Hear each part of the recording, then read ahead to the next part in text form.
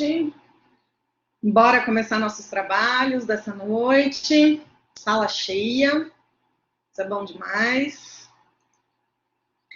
Muito obrigada a todas, todos e todes que estão aqui com a gente hoje. Muito obrigada, professora Alessandra, que está dividindo a tarefa de suporte comigo essa noite. Muito bom ter você aqui com a gente, Alessandra. E numa noite que a gente vai falar de contos de fadas. Então, muito bom. Muito bom. Estou vendo várias alunas, vários alunos que eu identifico, outras e outros que eu fico curiosa para saber de que turma são. Então, muito bom ter vocês aqui com a gente. Para organizar um pouco a nossa noite, vou dar algumas instruções e aí já começamos. Então, assim como na segunda-feira, no dia da abertura, ao longo da atividade eu vou compartilhar com vocês o link de chamada. E aí vocês vão preencher. Lá pede para colocar o CPF, mas na verdade vocês têm que colocar o RGM, tá? Então, lembrem-se que é para preencher com o RGM. Quem não for estudante do curso, coloca o CPF, tá? Professora Silvia chegando também. Muito bom. Muito bom, a sala enchendo. Já estamos com 150 pessoas. Boa noite, professora Silvia. Já vou liberar seu microfone também. E bora lá para os nossos trabalhos de hoje. É muito, muito, muito gratificante estar aqui como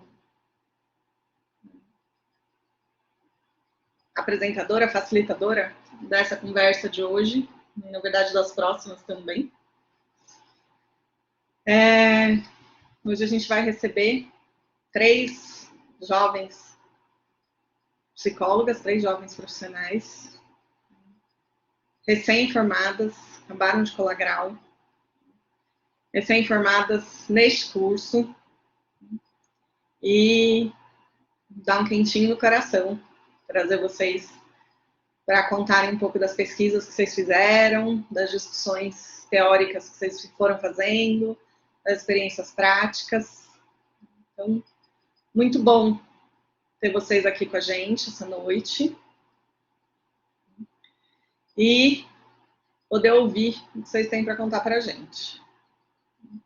Então, hoje a gente vai ouvir a Ana Flávia, a Paula e a Tainara. E elas vão se apresentar e elas vão contar para vocês a conversa de hoje, que é sobre os contos de fadas e como é que os contos de fadas vão nos enganando ao longo da vida, ou como vão nos enganando ao longo da vida usando os contos de fada. Então, muito obrigada, queridas, por aceitarem o convite, estarem aqui conversando com a gente. E a sala é de vocês. Divirtam-se.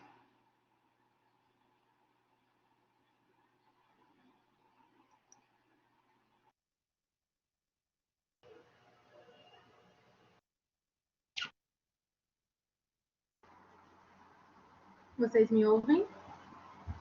Sim, dá para ouvir. Primeiro, agradecer, né, a Bruna o convite e a sugestão dessa junção, né, porque a gente se juntou, uma sugestão da Bruna, depois de a gente apresentar nossos TCCs, e ela vê que eles se casavam, né, e sugeri que a gente fizesse um artigo juntas, e aí a gente transformou esse artigo numa palestra para vocês. Então, vou começar me apresentando rapidinho. Eu sou a Paula, tenho 22 anos, moro em Capivari E, como a Bruna disse, sou recém-formada, colei grau agora no comecinho do ano, né, em psicologia por esse curso. O meu TCC foi sobre, né, os contos de fadas, eu que cabecei essa loucura aí, acho, né, e levei as meninas que casavam os temas juntos. As entrelinhas dos contos, a influência de diferentes personagens em nosso imaginário para a construção do feminino foi o meu tema. E aí as meninas vão falar um pouquinho delas também, e vocês vão entendendo o caminho que a gente fez. Boa noite, gente. Eu sou a Tainara, recém-formada também, tenho 23 anos, sou de Indaiatuba. E no meu TCC eu falei sobre a romantização dos relacionamentos abusivos na música sertaneja universitária. Eu tinha essa vontade de falar sobre o relacionamento abusivo, né, e como isso funciona, e aí fiz um recorte para música, por eu me incomodar com a forma romântica que a música sertaneja trata essa violência. Então eu decidi mostrar isso, né, mostrar o meu incômodo através do trabalho de conclusão de curso. E aí a gente juntou essa ideia aqui e estamos aqui nessa loucura hoje, né?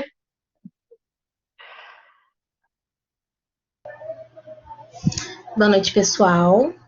Meu nome é Ana Flávia, eu tenho 25 anos, sou de Laranjal Paulista. Como a Bruna já disse, sou recém-formada em psicologia, com essas duas que a gente vai apresentar hoje.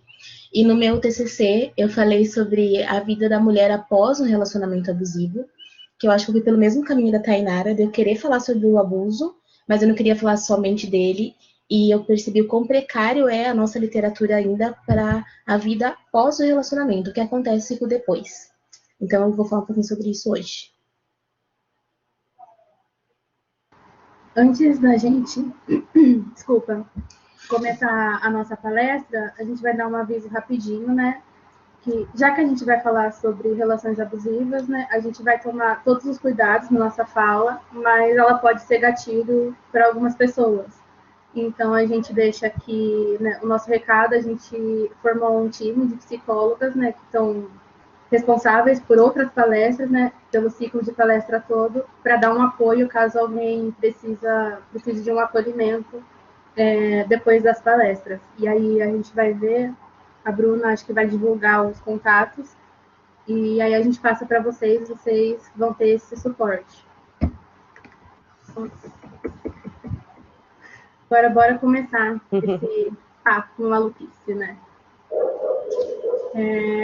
A gente está no março, né, mês das mulheres, é por isso que a gente tocou esse projeto, né, desses temas.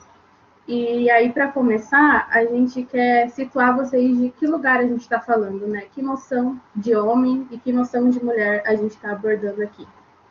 Para a gente, né, nessa palestra, é uma noção de uma construção social e pessoal baseada na relação, né, que a gente tem com o mundo, muito mais do que a visão da biologia.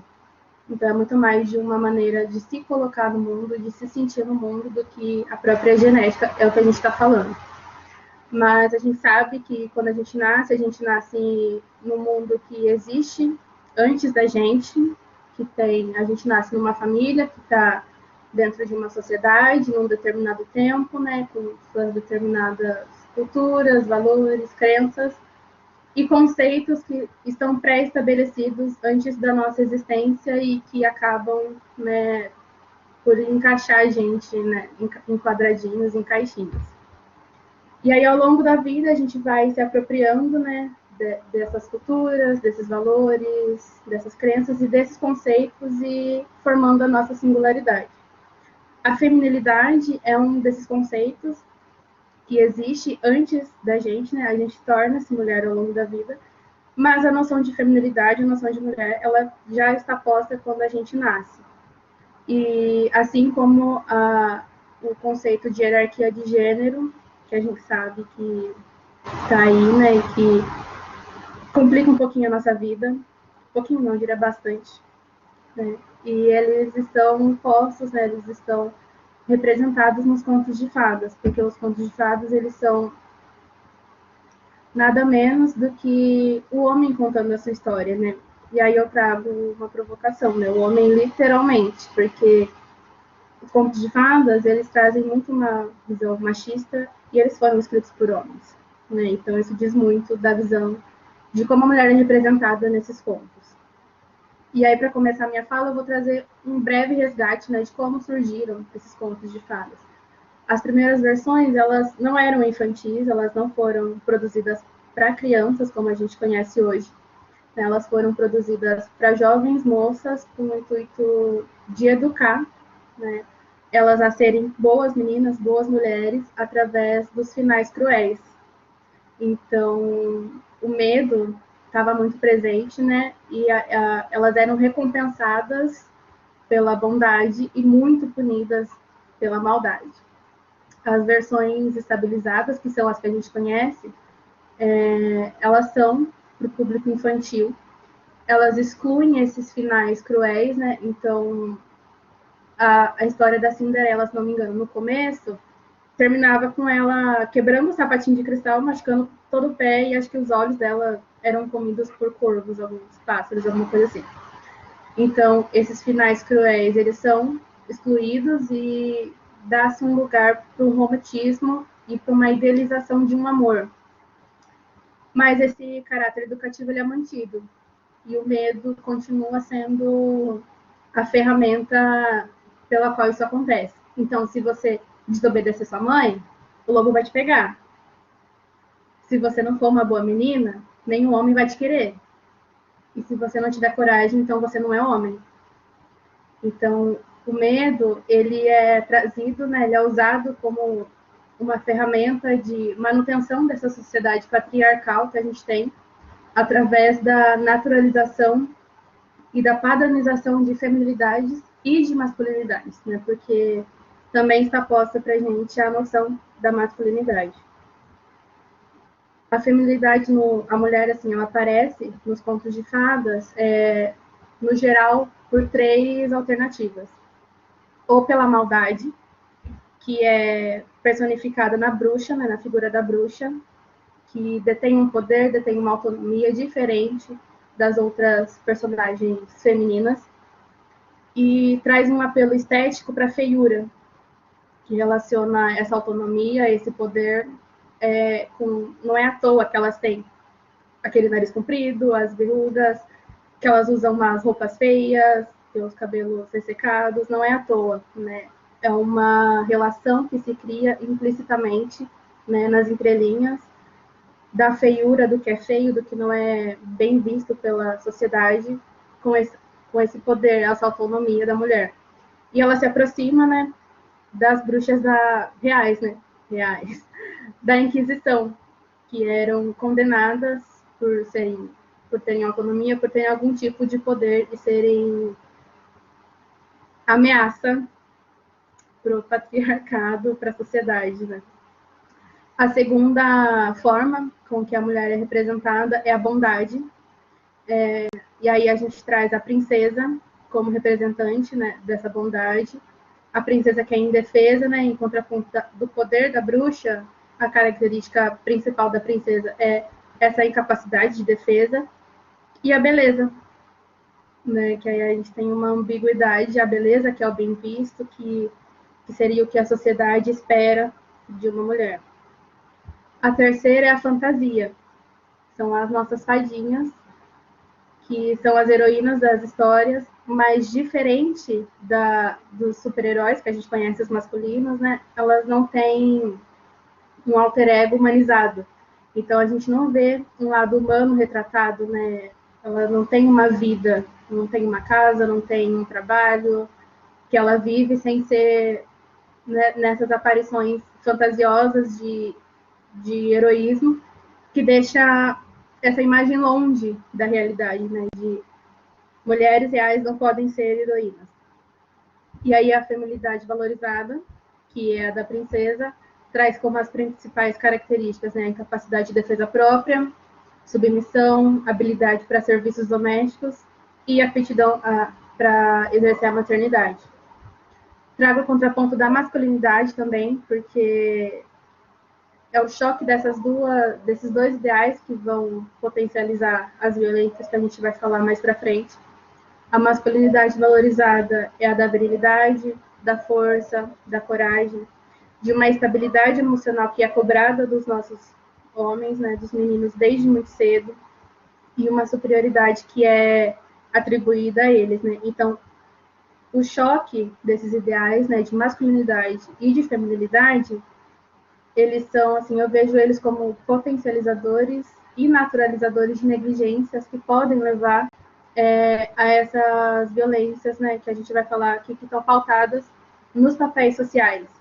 E aí, um exemplo simples, não vou muito longe, meninos não choram, e aí a gente vê a negligência, né, os altos índices de suicídio, de depressão nos meninos, né, e uma agressividade, porque essa energia, né, ele não pode demonstrar que ele está se sentindo mal, o que é valorizado nele é a força, essa superioridade, essa virilidade, então pode acabar saindo como essa agressividade. O homem está relacionado com essa superioridade e a mulher relacionada a essa obrigatoriedade da maternidade, né, de exercer a maternidade, ela também pode refletir, né, no mercado de trabalho, nas desigualdades que a gente vê no mercado de trabalho, né?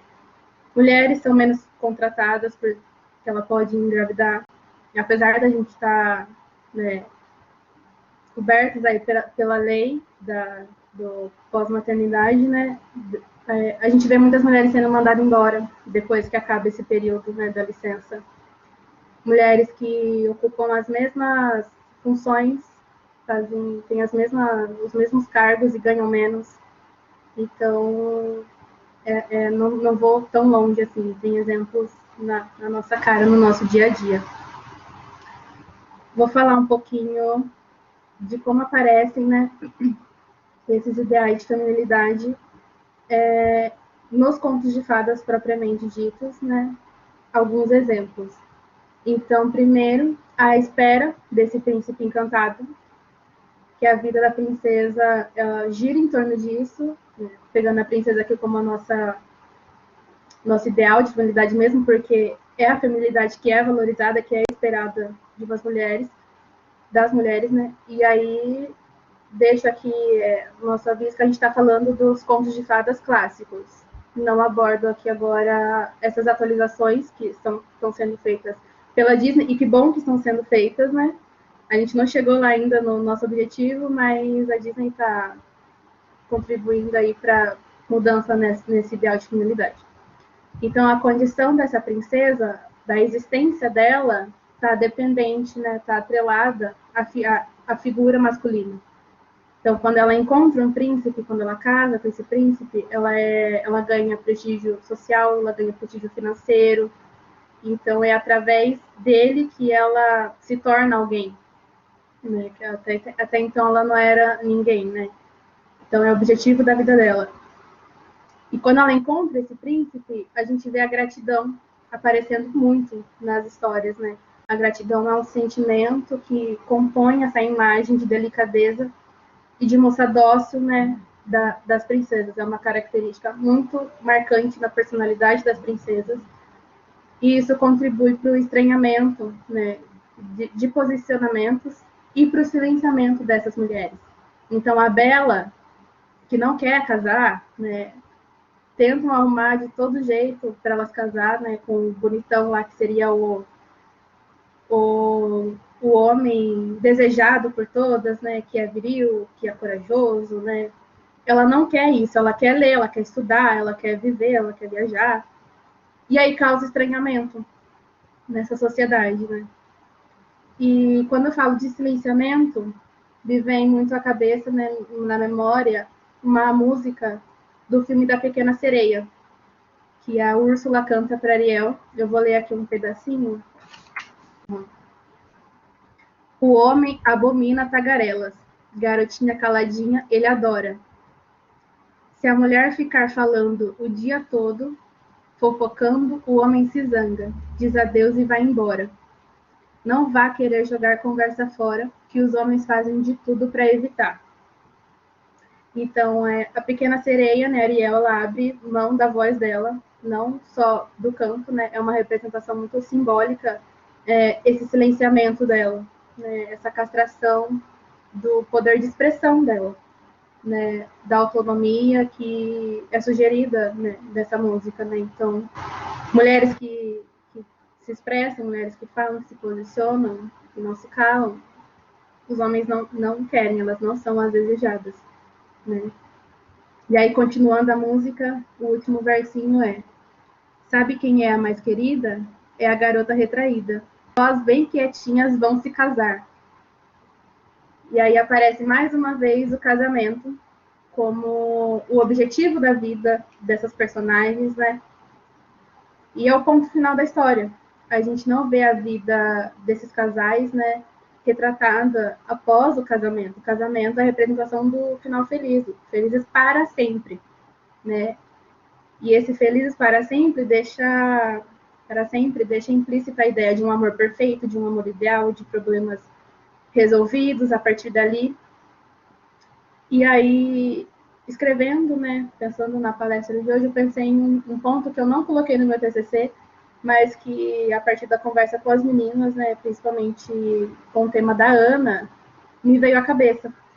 Que a gente não vê as mulheres se casando com segundos amores, terceiros amores. Não, é sempre o primeiro homem que ela encontra, é o primeiro amor, né? Nem chega a ser um amor, porque as pessoas não conhecem os príncipes, elas só casam, né? Porque ela precisa de um homem para se tornar princesa, para ter um prestígio, para sair da vida que ela estava, né? E aí fica implícita essa ideia de que você entrou nesse relacionamento e ele vai durar para sempre. A gente não vê uma alternativa, uma possibilidade de um encontro de uma outra felicidade com uma outra pessoa, ou sem uma outra pessoa, ela sozinha mesma, vivendo a sua vida, com ou sem um novo parceiro ou parceira, né? E aí essa idealização do casamento, essa parte me chamou muita atenção, né? Do que leva a essa construção que a gente tem desse amor ideal que não vai acabar, que é perfeito. E aí vem as decepções, né, que a gente vai encontrando no meio do caminho, que acho que as meninas vão abordar um pouquinho mais. Ai, gente, fico aqui ouvindo, eu fico de novo, assim, achando um máximo, né? Porque como a gente se ilude ao longo da vida, né? Que coisa.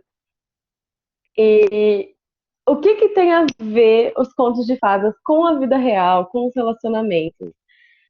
Tudo isso que é construído desde cedo pra gente, né? Principalmente para nós mulheres, esse ideal da retraída, da bela recatada do lar, né? O casamento como objetivo de vida, o instinto materno que inventaram pra gente, né? Tudo isso leva a gente a colocar o casamento como uma busca, como um sonho, né? Isso mexe com os nossos desejos, isso mexe com a nossa vontade de buscar por isso. E muitas vezes as mulheres que não conseguem ou que não querem fazer isso, né? Que não querem se casar, que não querem ser mãe, elas se sentem fracassadas, se sentem mais uma vez oprimidas, menos mulheres às vezes. E como isso é sério, né? E como isso está naturalizado na sociedade. E quando a gente vem com esse felizes para sempre, o que de felizes para sempre tem na nossa vida? Nada na nossa vida para sempre. Imagina um relacionamento, um casamento. Aí é como se esse fosse o ápice da vida da mulher, né? Então, o casamento é o ponto máximo que ela pode chegar, porque ela é feita para cuidar dos filhos, do marido, do lar. O objetivo de vida dela sempre foi esse, casar e constituir família. Então, ela não é nada muito além de esposa e mãe. O máximo que uma mulher pode atingir no sucesso, a partir dessa ideia do feliz para sempre, é o casamento, né? E aí parece que tudo se resolve ali no feliz para sempre, tudo tá muito certo, tudo, nossa, perfeita a vida agora. Na verdade, a gente sabe que não, às vezes, muitas vezes os problemas só começam, né? Não tem relacionamento perfeito, não existe isso na vida real, sempre tem conflitos, desafios, aprendizados. E se tratando principalmente, né, da sociedade machista que a gente vive, do patriarcado que oprime a mulher o tempo todo, dessa ideia de que a gente é inferior, isso ainda é muito mais grave, né? É muito mais sério. E essa ideia faz com que as mulheres acabem entrando em relacionamentos abusivos e permanecendo neles. E assim, de uma forma muito natural, né? A nossa sociedade naturaliza a violência contra a mulher o tempo todo, né? Então a gente vê aí em filmes, já partindo, né, mais para adolescente e vida adulta, né? Saindo um pouco dos contos de fadas, a gente tem filmes como 50 Tons de Cinza, por exemplo, que traz o Christian, né, que é um cara extremamente controlador e abusivo, manipulador, como um galã, né? Todo mundo quer esse homem, meu Deus, quem nunca desejou Christian Grey, né? Rico, dá tudo que ela quer. Mas se a gente parar para olhar para ele, ele é um abusador, claro, né? Ele é um controlador, ele escolhe a mulher que é a ideal, né? A mulher para casar, que é a virgem, dócil, que não se opõe, né? Com pouca experiência, né? Então ele escolhe esse tipo de mulher que também tem uma beleza padrão, cabelo liso, olhos claros, corpo magro, pele branca, né? Então, ela é tudo aquilo que as princesas são também, e ele escolhe ela e ele manipula toda a vida dela para acontecer exatamente o que ele quer, né? Então, e eu nem tô falando do fetiche sexual da dominação, fora isso, só olhando pro relacionamento. Ele faz acontecer um encontro. Quando ela fala que ela quer ver amigos, ele vai e planeja uma viagem para ele se incluir nesse encontro, porque ela não pode estar sozinha. Quando ela quer ver a família, né, a mãe, ele dá um jeito de estar. Quando ele não está, alguém está vigiando ela. Então, ela não vai para nenhum lugar sozinha, porque até motorista ele fez ela ter. Então, ele tem o total controle da vida dela. Aonde isso é romântico? Alguém me conta? Aonde isso é desejável?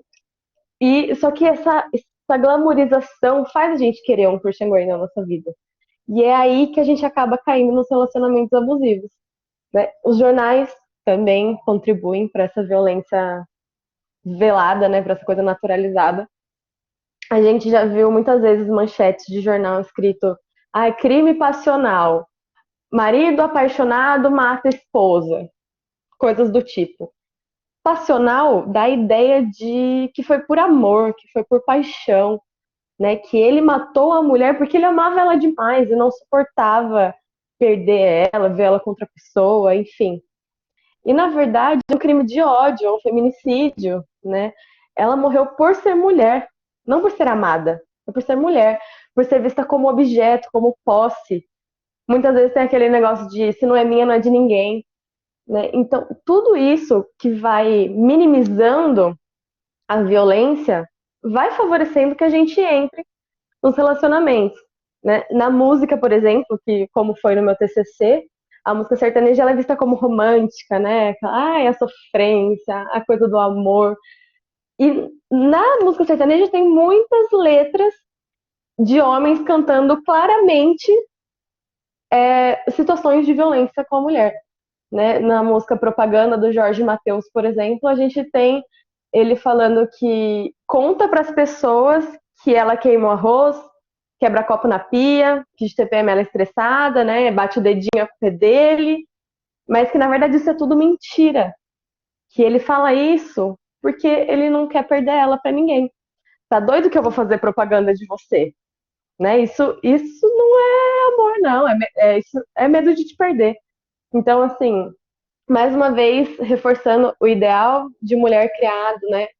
E aí ele pratica violência moral, porque ele difama ela para as pessoas, ele trata ela como objeto, como posse, e ainda traz essa ideia de que a mulher não tem escolha, porque ela só não vai ser dele caso outra pessoa a queira, né? Então, mais uma vez, o poder está na mão do outro homem. Não é, ela vai sair do relacionamento porque ela quer, ela vai sair do relacionamento porque tem outra pessoa.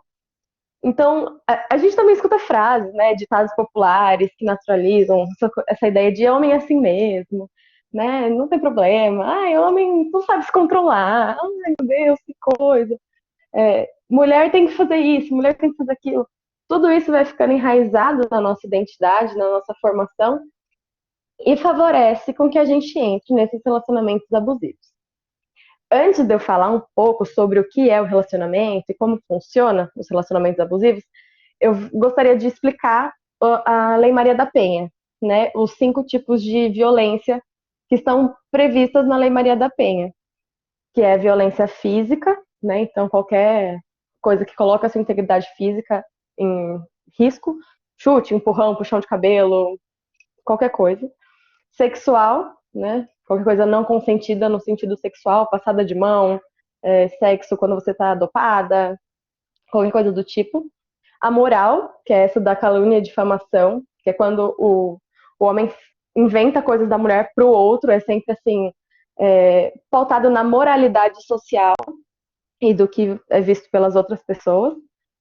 A patrimonial, que diz respeito aos bens materiais da mulher, né? Então, se ele pega o dinheiro dela para ele, controla esse dinheiro, se quebra coisas da casa, se, enfim, rasga roupas, tudo que for de patrimônio, de bem material da mulher, às vezes bicho de estimação, se maltrata, se mata, isso tudo é contado como bem patrimonial e entra na Maria da Penha.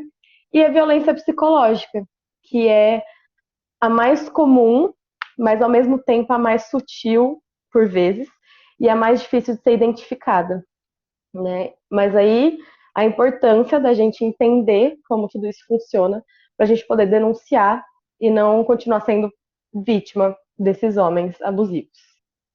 Bom, enfim, agora vamos para o ponto principal dessa conversa, que é os relacionamentos abusivos. E o que são esses relacionamentos? São relações baseadas em desigualdade de poder. Então, a gente tem uma pessoa, vamos chamar aqui de abusador, que tem poder sobre a outra, que a gente pode chamar de abusado, de vítima. E aí, esse abusador, ele trata a vítima como objeto, como sua posse, e manipula, controla, né, faz o que ele bem entende com essa vítima. E esse tipo de relacionamento, ele existe em vários contextos.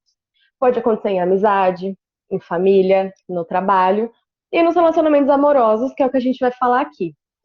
E como ponto de partida da nossa conversa, a gente tem um relacionamento amoroso heterossexual, né? Esse tradicional aí, digamos assim, monogâmico, porque a gente sabe que muitas vezes os homens não cumprem com essa parte do trato, né, da monogamia, mas em tese é monogâmico, porque esse relacionamento é onde as mulheres, onde tem mais casos de abuso, né?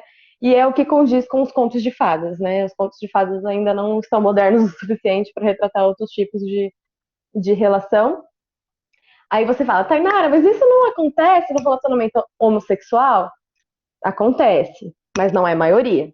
Isso não acontece da mulher ser a abusadora e o cara ser o abusado?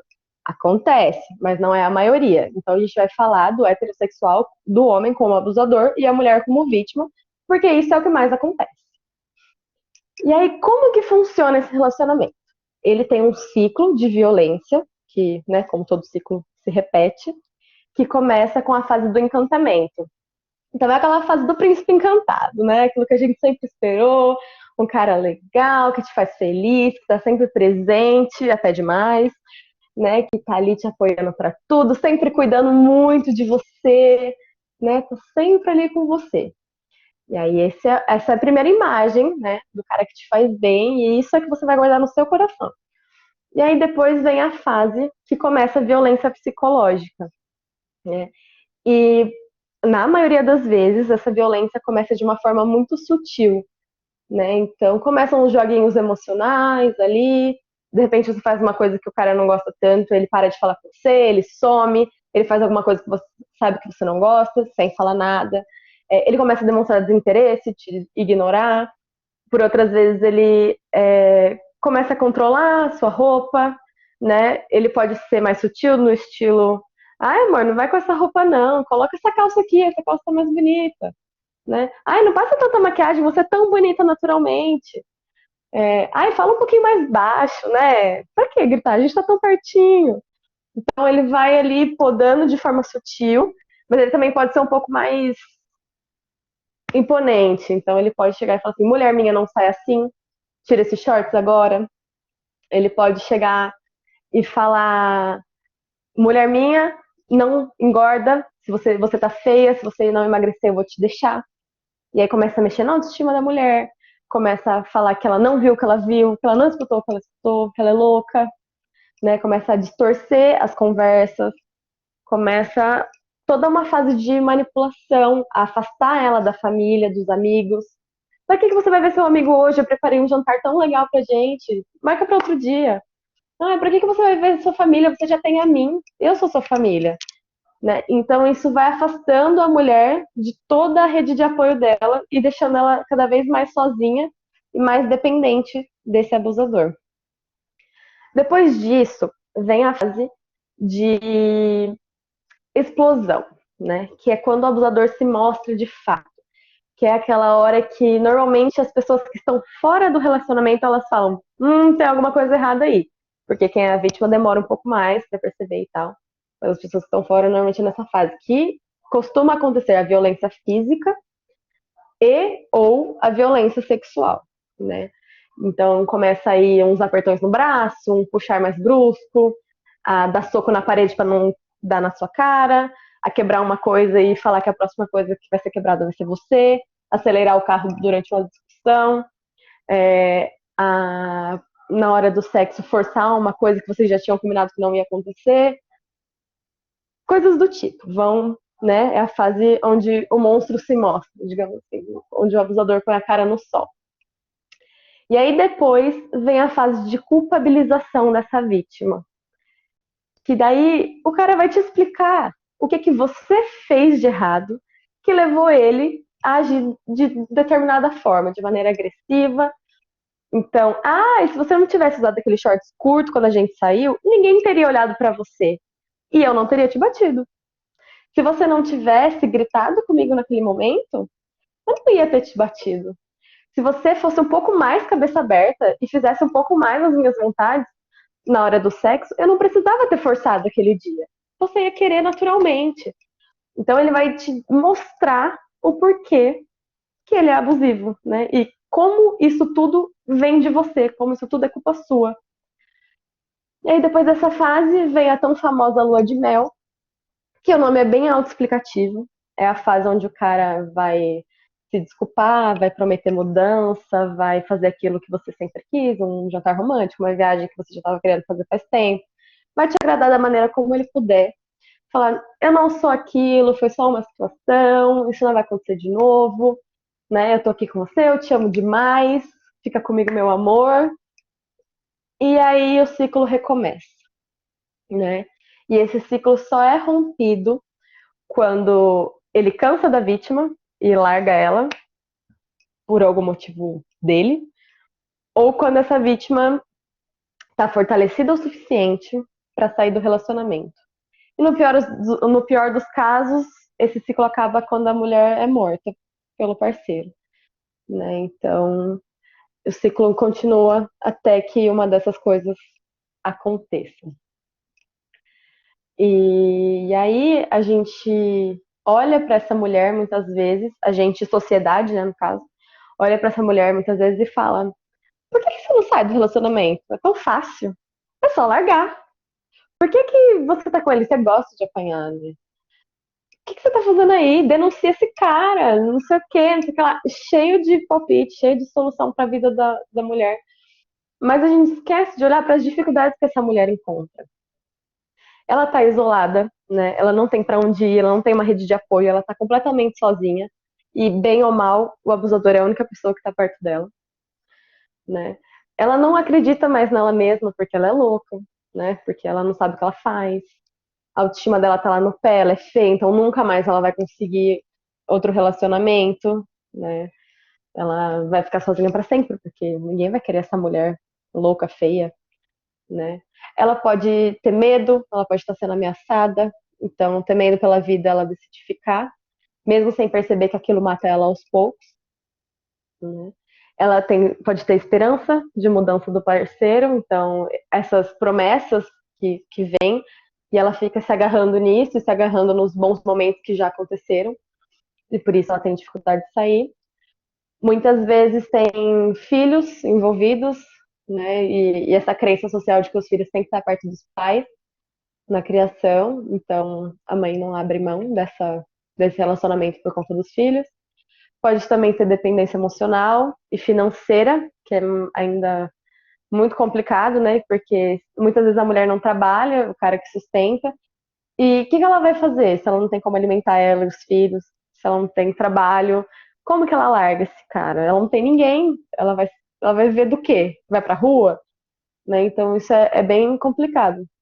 E muitas vezes também tem as crenças religiosas, né? De que o casamento pode ser restaurado por Deus, de que Deus dá conta de tudo, de que a mulher é feita para esse casamento e que ali tudo pode melhorar, né? Então, todos esses fatores dificultam a saída da mulher do relacionamento. Então, não é tão simples assim. É importante que a gente olhe para essas dificuldades e acolha essa mulher. E se você conhece alguém que está passando por uma situação, em vez de apontar o dedo, tente se mostrar presente. Né? Não adianta falar, o cara é um bosta, não vai rolar, não sei o quê. A mulher não vai enxergar nesse momento. É capaz até que ela fique um pouco contra você, porque ela está sendo manipulada. Mas, se você se mostrar presente, quando ela acordar, quando ela perceber, quando ela se sentir pronta para sair, ela vai recorrer a você. E ela vai saber que tem alguém do lado dela. E isso pode ser o fim do ciclo, pode fazer toda a diferença. É isso, gente.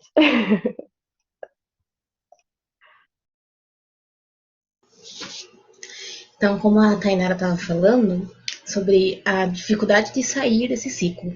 E uma das dificuldades também é o reconhecimento do relacionamento. Porque de fora é muito fácil você apontar o dedo, é muito fácil você reconhecer. Mas dentro da relação é muito difícil.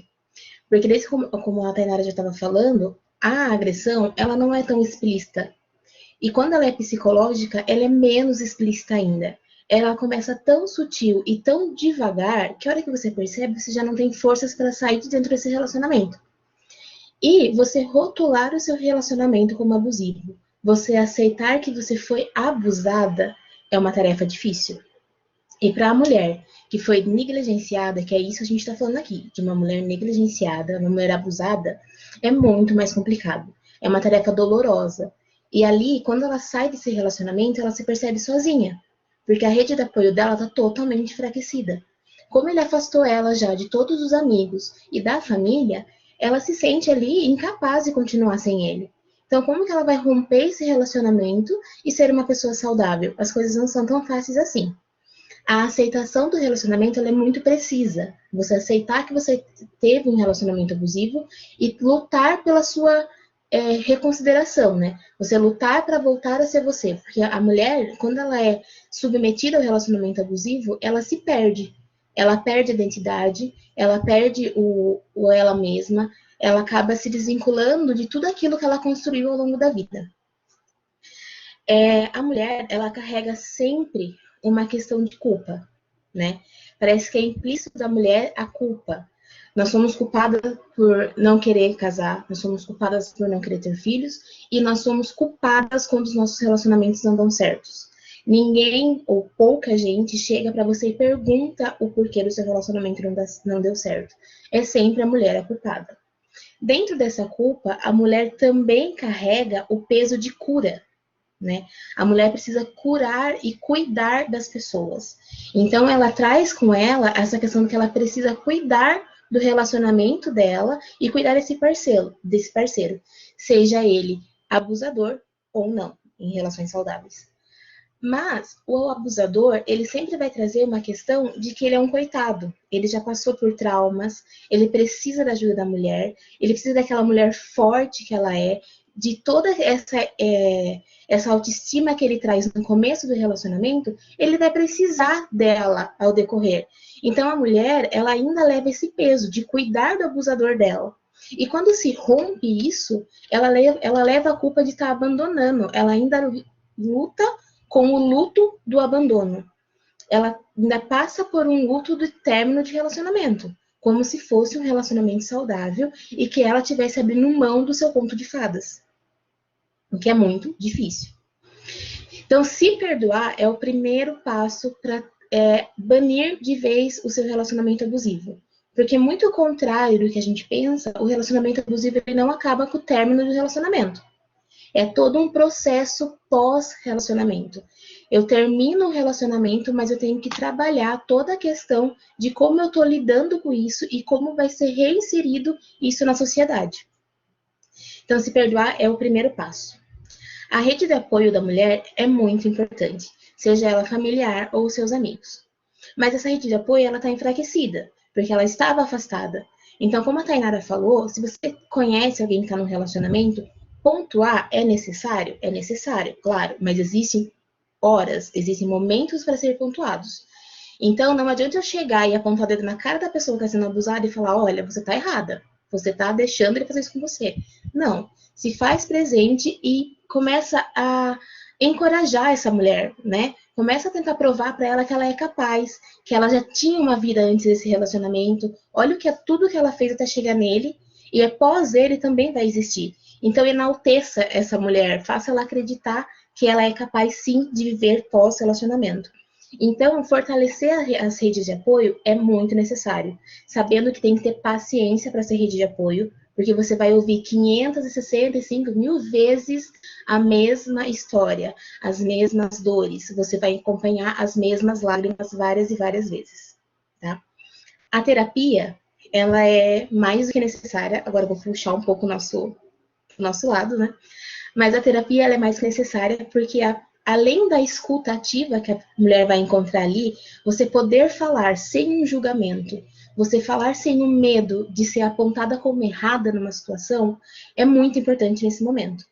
Então, a terapia vai te mostrar caminhos saudáveis, vai te ajudar, né, a voltar para uma vida saudável que você já não vê mais um motivo, você já não vê como voltar. A vítima, ela fica tão fragilizada que para ela ali, o final do relacionamento está mostrando o final da vida, né? Eu nunca mais vou conseguir ser tão feliz como eu fui dentro desse relacionamento. E o abusador, ele te leva a acreditar muito nisso. O seu final feliz é ali com ele. Você não é merecedora de um pós-relacionamento. Você não merece mais ser feliz. E você acredita nisso. A vítima acredita que ela não é merecedora dessa vida, né? Ela não é merecedora de todas as conquistas que ela tem. Ela não é merecedora de tudo que ela pode conquistar. Então, agora eu vou falar um pouquinho desse pós-relacionamento em uma questão. Finalizei esse relacionamento. Ok. Passei por esse processo de aceitação e tô no processo de sair dessa culpa. Como eu vou tratar essa ressignificação da dor? Porque a dor, ela é constante. Você tá lidando com essa dor de um término de relacionamento, mas você também tá lidando com as dores do abuso. Então, ressignificar a dor é como transformar ela no impulso. É difícil, é muito difícil, é doloroso, você vai reviver momentos, mas é necessário ressignificar essa dor. A reerguida individual, ela é mais difícil do que a social. Porque você se aceitar como abusada, você entender que você está ali como... Só tem você ali para você e você é seu caminho, é doloroso. Mas a reerguida individual é a sua autocrença em que você consegue. Então, você vai criar... a vítima, ela tem que criar... argumentos, tem que criar jeitos e formas de lidar com tudo que ela está passando para aceitar a sua reerguida social.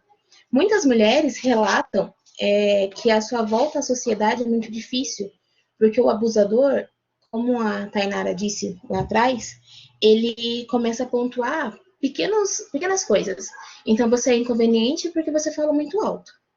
Você está sendo inconveniente porque você está saindo de casa com uma roupa curta. Então, começa que toda a sua vida em sociedade foi minimizada a uma pessoa. E você tirar essa pessoa da sua vida e voltar para uma sociedade como um todo é um processo muito lento. Não tem um tempo estimado para você voltar, para a vítima voltar para a sua vida normal, se isso pode acontecer, né? Que existe essa normalidade. Mas não existe um tempo estimado. Então, 3 meses a pessoa está ótima para voltar. Não. Existem vítimas que voltam, sim, a uma vida saudável em 3 meses. Existem vítimas que levam anos. E existem vítimas que sempre vão levar cicatrizes. A gente está falando aqui, aliás, estou falando aqui de um relacionamento de um abuso psicológico, que não existem marcas aparentes. Então, é muito difícil você olhar para a pessoa e saber que ela passou por um relacionamento abusivo. Porque a marca psicológica, ela é interna. Ela vai acompanhar você pelo resto da sua vida, porém, ela não vai aparecer para todo mundo. E vou falar um pouquinho da necessidade do feminismo nessa questão da mulher fragilizada e abusada. O feminismo, por todas as manchas que é taxado para ele ao decorrer da nossa sociedade, tanto que até você se descobrir feminista, a sociedade taxa como uma coisa horrível, né? Nossa, a mulher que odeia homem, meu Deus, a mulher que não vai se depilar, a mulher que não quer ter filho, a rejeitada, a mal amada. E quando você entende que o feminismo não é isso, o feminismo é uma luta, é uma causa conjunta de várias ideias e do poder de você querer fazer ou não tudo o que você quiser, é nessa hora que entra a importância do feminismo no relacionamento abusivo. É a mulher saber que ela pode se reerguer inúmeras vezes, que ela ter terminado com um parceiro dela não a faz menos merecedora e não a tira de uma posição de uma pessoa com uma índole, né, impecável, de uma índole que seja considerada como algo desejável. Então, a mulher, o feminismo, ele pode sim mostrar para a mulher nesse momento que ele é preciso. Então, é preciso que a gente lute pelo feminismo para que mais mulheres conheçam e entendam que não é todo esse pesadelo que é pintado em cima do feminismo. Agora eu vou trazer para vocês um filme, vou trazer um relato de um filme que eu não cheguei ainda a assistir, mas uma dessas pesquisas trouxe essa questão visível do relacionamento. Então, como eu acabei de falar, o abuso psicológico, ele não deixa marcas, mas ele dá alguns sinais. Eu não sei se vocês já assistiram, mas eu não vou dar um spoiler. O Homem Invisível é o nome do filme. E nesse Homem Invisível, a mulher, ela passa por relacionamento abusivo e ela sofre o abuso psicológico. E todo o começo do filme, ela consegue fugir do cara, isso é a sinopse, tá? Ela foge do cara e tudo mais, mas a gente percebe que ela tá sempre em alerta. Porque a mulher que é abusada, ela está sempre em alerta para não causar mais um atrito com o parceiro.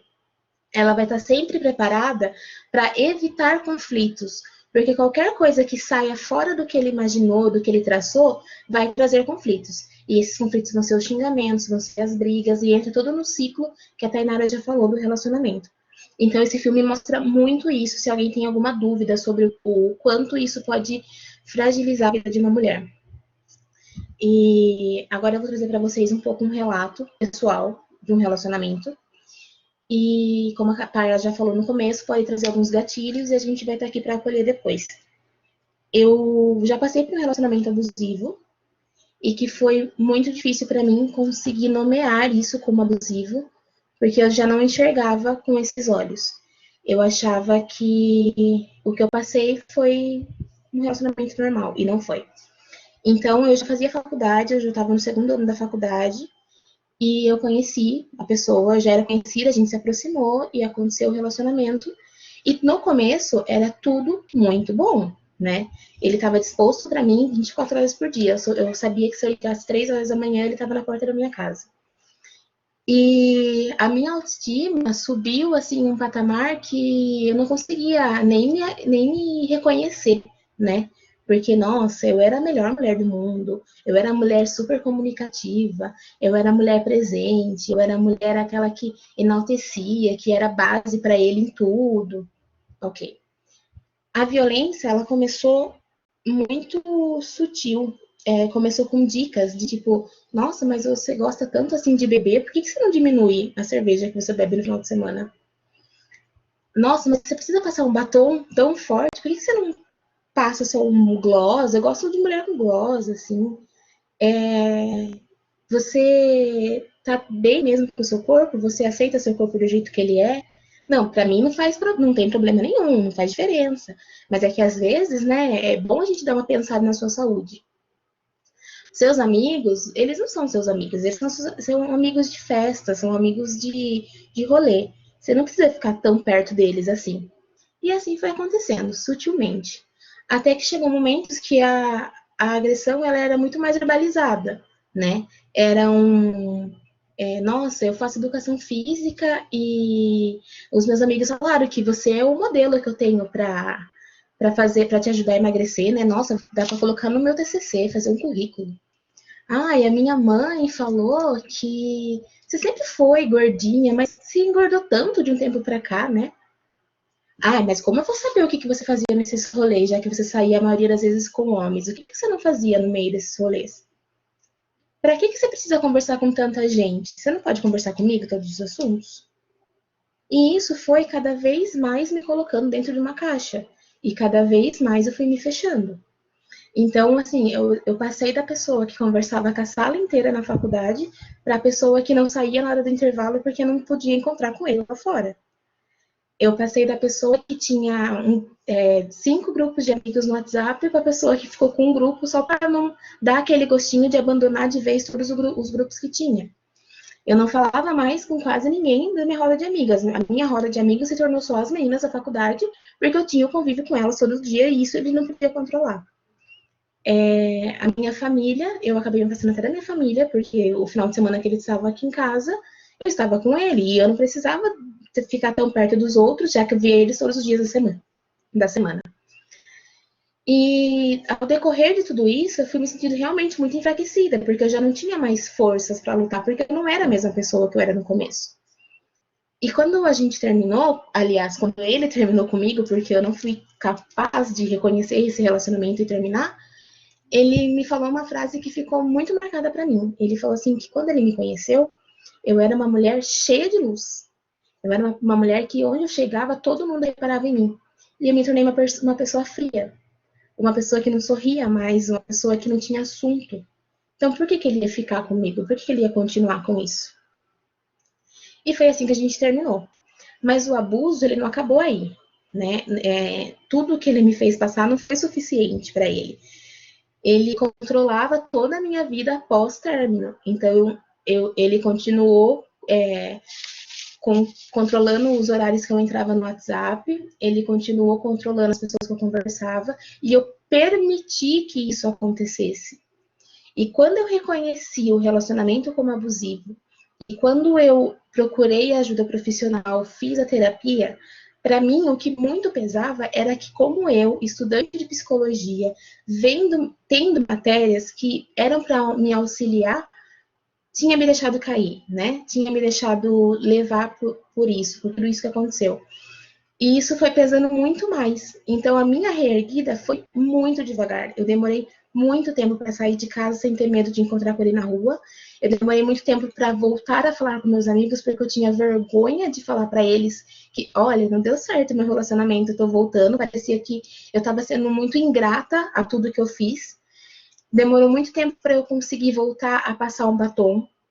Demorou tempo para eu conseguir voltar a beber uma cerveja sem uma culpa do que eu estava fazendo. Quando eu terminei com ele, eu entrei num ritmo super acelerado de emagrecimento. Então, assim, eu perdi 25 quilos uma pancada só. E claro que eu adorei o jeito que eu fiquei. Adorei, né? A gente sempre gosta quando a gente dá uma emagrecida, mas eu tava bem com o meu corpo antes. Então, por que não estava mais depois? Então, eu falo que hoje existem 3 Anas. Existiu uma Ana antes do relacionamento, existiu uma Ana durante o relacionamento e existe a Ana de agora. E a Ana de agora, ela é muito mais fortalecida em muitas coisas, mas existem cicatrizes que ainda me acompanham. Então, existem gatilhos que eles surgem do nada por uma coisa muito pequena e me faz relembrar coisas que eu vivia chorando. Chegou uma fase que eu ia para a faculdade chorando e eu voltava chorando. Então, hoje, a Ana que vê tudo que eu passei, vê o como é difícil a questão do abuso psicológico e do quanto é duro você voltar a ter uma vida saudável. E esse é o meu relato para vocês aqui. Hoje eu tá tudo muito bem, estou ótima, formada, com uma vida social muito estável. Comunicativa de novo, voltei a falar com todo mundo, tá tudo certo. Mas o quanto é difícil, né? O quanto é difícil você trazer de volta uma mulher. E o que eu trouxe no relato é que, na maioria das vezes, quem termina é o abusador, não é a vítima. E que a vítima, ela se rasteja, gente, ao pé do abusador. os relatos de mulheres que entram em outros relacionamentos abusivos, por chega a procurar ser vítima, entra num ciclo vicioso, né, de não se tratar, de não curar essas feridas, acabam entrando em outros ciclos de relacionamento. Mas o pós-relacionamento, gente, não é só tristeza, tá? É possível sim ter uma vida saudável pós-relacionamento abusivo, só que precisa de ajuda, precisa dessa rede de apoio e de todo esse tratamento do que vai ser depois. Não adianta você apontar o dedo para a amiguinha que está passando um relacionamento abusivo e depois soltar ela na sociedade. Você tem que ajudar a pessoa a voltar. Então, é um tratamento muito doloroso e grande, extenso. Então, é isso. Gente, primeiro eu queria agradecer a Ana de trazer esse relato, né? Eu acho que é muito corajoso da parte dela ter dividido com a gente. Obrigada, Ana. Eu acho que ilustra bem tudo que a gente trouxe aqui, né, de forma teórica. É uma pessoa que viveu isso na pele. Eu acho que nós mulheres temos muitas vivências de abusos, mesmo que não necessariamente em relacionamentos, mas a gente vive isso a vida inteira. E eu acho que é, pelo menos para mim, libertador quando a gente consegue falar sobre isso sem não sem doer, porque sempre fica uma feridinha, mas de uma forma que não nos afeta tanto mais, que a gente já conseguiu ver como aprendizado e como que já conseguiu ressignificar. Então isso é muito legal. E eu acho que vale a pena relembrar que a gente está aí com psicólogas prontas para acolher quem precisar, se teve algum gatilho. E que, para denunciar violências, você pode ligar 180 se você não está em risco naquele momento. Então, se você vive uma situação de violência, mas naquele momento você não está em risco, você liga 180. E caso você esteja em perigo naquele momento, seja uma coisa de emergência, ligue 190, né, que é a polícia, e aí ela vai até você, até onde você estiver em risco, né, naquele momento. Eu acho importante que a gente denuncie, né, para que cada vez mais os homens sejam punidos por isso. A gente sabe que a lei é falha, infelizmente, né, mas eu acho que não custa a gente tentar, né, então vamos aí correr atrás dos nossos direitos, medidas protetivas, vamos zelar pela nossa vida. E lembrar que juntas nós somos mais fortes sempre, né? Então vamos permanecer unidas aí. Acho que é isso que eu tinha para falar.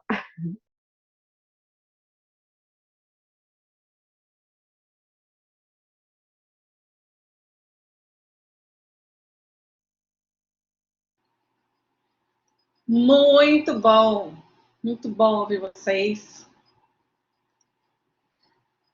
Cada uma na sua perspectiva. Então, Ana, muito obrigada por compartilhar com a gente a sua história. Muito, muito bom ouvir vocês. Podemos abrir para perguntas, questões, dúvidas, inquietações? Podemos. Podemos. Então, bora lá.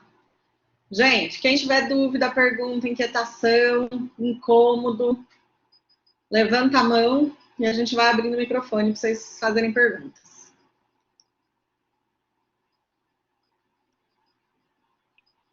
Tô achando que a gente explicou bem, né? Ninguém tem dúvida.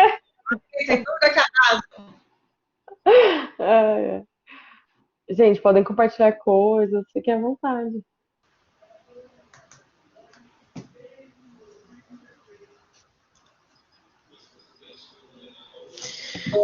Olá, meninas. Professora Silvia. Eu estou tentando compartilhar, acho que o vídeo não vai, né? Mas não tem problema. Ou eu que não tô, acho que eu que não estava conseguindo, né? Acho que vai agora. Ah, legal, agora foi. Tá. Boa noite a todos. Muita felicidade de estar aqui com os alunos, né? As meninas, Bruna.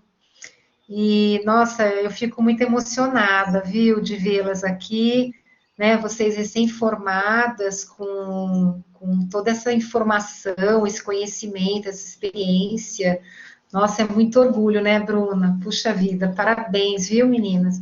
E é bom que coloca todo mundo para pensar, né? Muitas informações importantes que eu acredito que muitos alunos e alunas aqui não conheciam.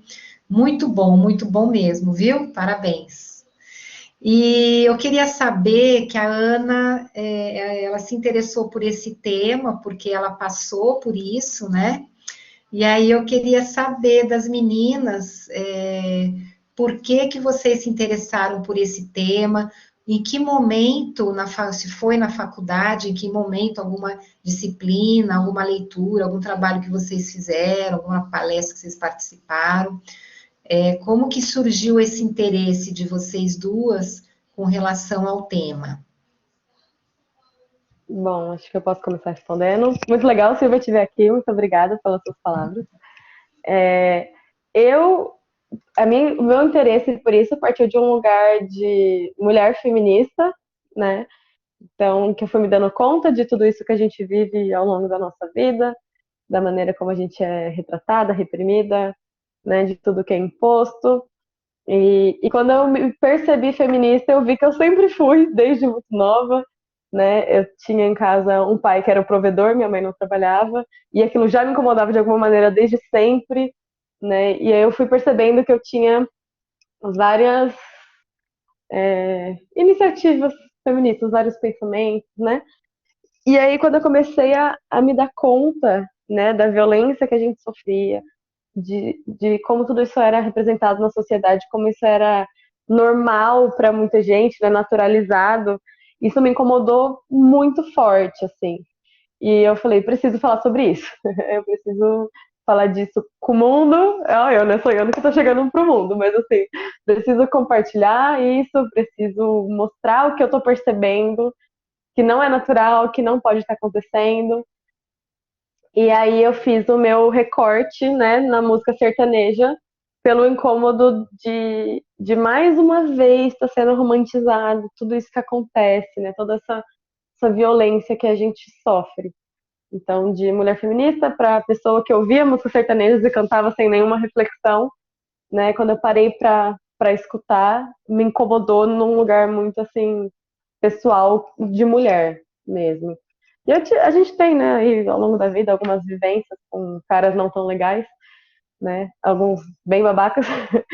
E tudo isso foi uma junção de coisas que me levou a escrever sobre. Muito bom, Tainara. É você transformar, né, uma percepção, um sofrimento, né, em algo para ajudar outras pessoas também, né? Obrigada, viu, querida? Obrigada a você, Silvia. Vocês me ouvem? Sim, Tô com uma tá. estabilidade na Sim, sim. internet aqui. Desde muito pequena eu sempre ouvia da minha mãe, da minha família, dos meus amigos que eu tinha que sentar que nem moça, que eu não era a menininha que eu tinha que ser, que eu não brincava com os brinquedos que eu tinha que brincar. Então isso sempre me incomodou. E aí ao longo da vida, crescendo ouvindo isso, me descobri mulher feminista.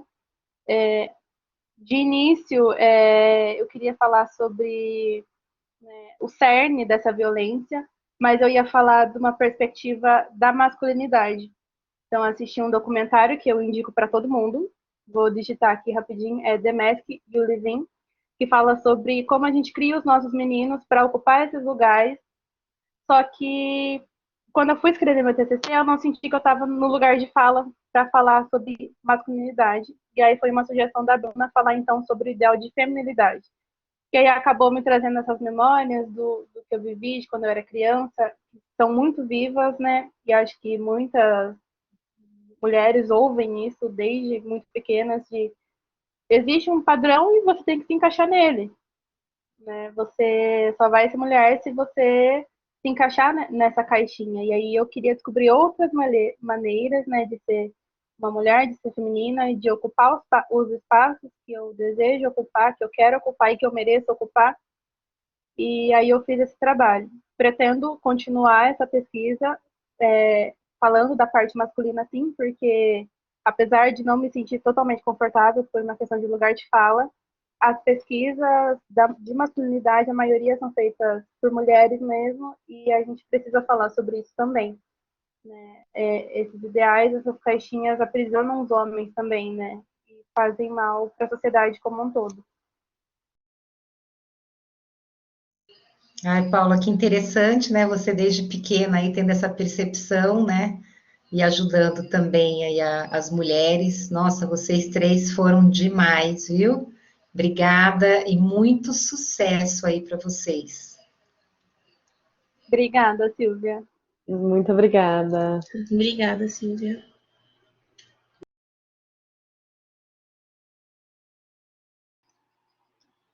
Muito bom. Continuemos, então. Leandro, levantou a mão, acho que quer fazer uma pergunta. Fique à vontade, Leandro. Olá, boa noite a todos. Me ouvem? Boa noite. Sim. Ok, obrigado, gente. Bom, primeiramente quero agradecer a vocês, meninas, excelente trabalho que vocês fizeram, expondo esse tema tão importante, tanto para nós homens, né, também, tanto para as meninas também que passam por situações dessas e muitas vezes não sabem que passam, na verdade. Parabenizar também a Ana pela coragem e pela forma que ela lida como ela lidou com essa parte do abuso, né, na vida dela, né? E eu trouxe uma pergunta aqui, na verdade são duas colocações que eu queria esclarecer. A primeira delas é com relação ao homem, se ele sabe que está sendo abusivo com a mulher, na opinião de vocês, com base no que vocês estudaram, se ele tem consciência que ele está sendo abusivo com relação a isso. E eu queria também entender um pouco mais da relação de abuso psicológico e emocional. É a mesma coisa? É similar ou nada a ver? Tá certo? É isso, as minhas dúvidas. Muito obrigado, meninas. Eu acho que eu posso começar respondendo. Sobre o homem saber ou não, né, que ele está sendo abusivo. Eu acho muito difícil definir isso, porque numa sociedade que é tudo tão naturalizado, né, que é tudo tão normal, que homem é assim mesmo, que eles podem tudo de, perante as mulheres, eu acho que muitas vezes é uma coisa que acontece, né? Eu acho que tem alguns homens que agem assim simplesmente porque cresceram assim e acham que isso tá tudo bem e que é normal. Mas eu também acho que tem outros homens que entendem o lugar de agressor. Eu acho que é muito difícil a gente olhar para alguém que agride uma outra pessoa, né? Principalmente uma mulher que fisicamente seria mais frágil, digamos assim, e achar que a pessoa não sabe que aquilo tá errado. Então, eu acho que é um lugar delicado, assim, é meio difícil mensurar até onde o cara sabe que tá tudo bem, até onde ele sabe que não tá, né? Eu acho que os homens acreditam que eles podem muito, mas eu acho que tem também um limite para isso. Eu acho que a partir de algum determinado ponto, eles entendem que não é legal, que não tá podendo, né, ultrapassar, que não tá tudo bem ali. Então, acho que uma parte começa a ser intencional.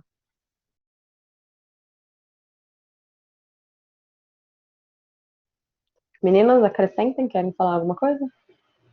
Eu também entendo que, enquanto num relacionamento você tem uma parceira que está a todo momento demonstrando algum incômodo, a todo momento sofrendo por algo, algo ali não está saudável. Então, pode até ser que ele não tenha essa percepção de abusador, mas tem a percepção que algo está errado e que pode ser verbalizado isso para melhorar. Se a pessoa não está vendo isso, está vendo que está errado e não verbaliza, aí eu acredito sim que ela sabe que está sendo abusador.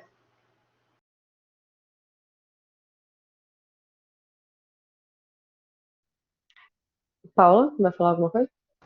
Qual foi a segunda pergunta dele? Eu não me lembro mais. Se abuso psicológico e Não. emocional é a mesma coisa. Ah, sim.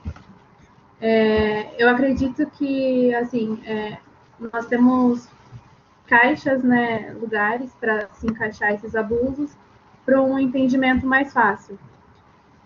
Então, essa organização se dá por conta do entendimento mesmo. Se for levar, assim, pela organização, eu acredito que sim, né, o abuso emocional e psicológico, porque é a parte que afeta a autoestima da mulher, né, que vai controlar ela de maneiras não físicas. Então, acredito que pela organização a gente pode chamar, né, como sinônimos.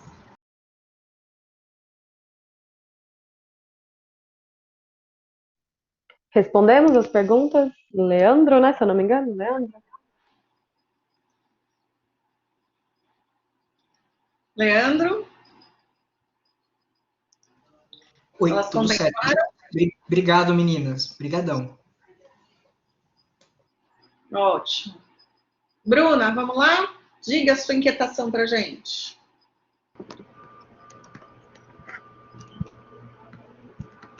Bom, boa noite a todos. Está dando para ouvir?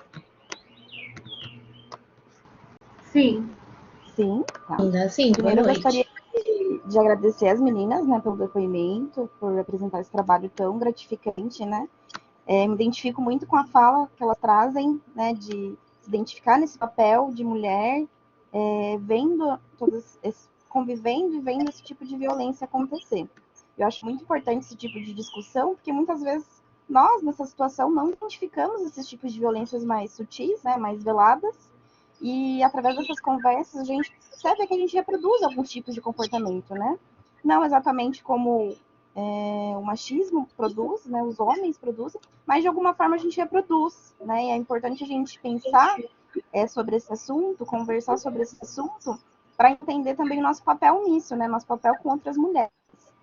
E eu gostaria de perguntar para vocês, não sei se quando vocês começaram a elaborar o TCC, já estava na pandemia, né? Porque a gente vê os índices de violência contra a mulher aumentaram significativamente na pandemia, né? Até porque muitas pessoas estão isoladas, então eu imagino nessa situação, né, essas mulheres que sofrem violência estão isoladas juntos com o agressor, né? Então eu gostaria de saber se vocês viram bastante sobre isso, se vocês têm dicas de como identificar essa situação nesse isolamento, nessa pandemia, e se tem dicas também de como a gente consegue ajudar essas mulheres nessa situação.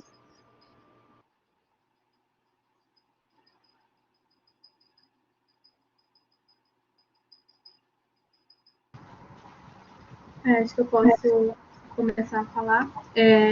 Quando a gente começou a fazer o nosso TCC, ainda não estávamos em período da pandemia, né? A gente estava no comecinho ali, a parte de digitar, de estender, sim, foi na pandemia, mas de escolher o tema, de saber do que a gente ia falar, ainda foi no comecinho. Mas eu e a Tainara, nós fazemos parte do estágio de atenção à mulher. Então, a gente estava sempre discutindo sobre isso, era uma preocupação. Acho que algumas colegas até chegaram a trazer isso para o TCC, né? Transformar isso em tema, mudando o tema. E realmente é uma situação muito difícil de identificar, porque numa relação abusiva, o abusador ele já isola a mulher. E num período de pandemia, que ela não tem contato com outras pessoas, né, ainda mais, se torna mais difícil. Eu fazia estágio, né, no CRAS da minha cidade, em Capivari, e aí a gente começou a usar as redes para fazer a divulgação, porque é através da informação, da conscientização que a gente consegue talvez resgatar, né, essas vítimas. Então, a gente fez divulgação de campanhas, né, de vídeos informativos. Não sei se vocês chegaram a ver, chegou a rodar o Brasil, né, divulgação da campanha do X vermelho na mão das farmácias, que é uma das ferramentas que foram usadas nessa pandemia, né, porque o lugar que a mulher provavelmente frequentaria sem ser a casa seria a farmácia, os mercados, que são lugares que a sociedade diz que é a gente que tem que fazer, né? São funções que a gente ocupa, de fazer a compra, de cuidar, né? Então, a gente, como profissionais que estamos na rua, nesses lugares, trabalhando, seja num posto, no mercado, num CRAS, foi bastante um lugar assim que as pessoas foram atrás do auxílio emergencial. Então, a gente saber dessas campanhas, saber dessas ferramentas, divulgar, eu acho que é uma ferramenta para ajudar a resgatar essas mulheres.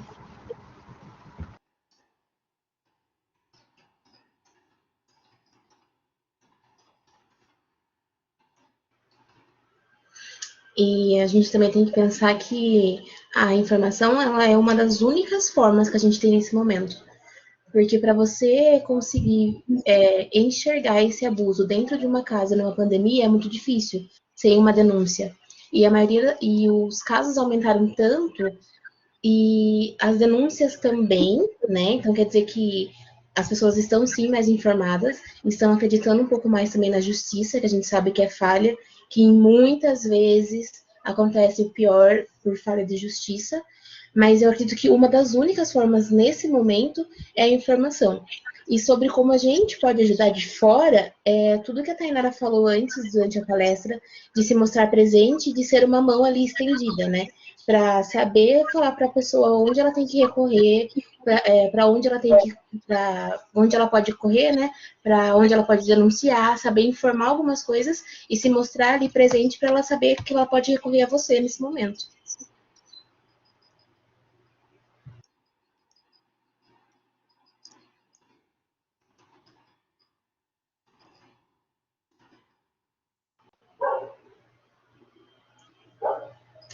Acho que é isso. A Thay quer falar alguma coisa?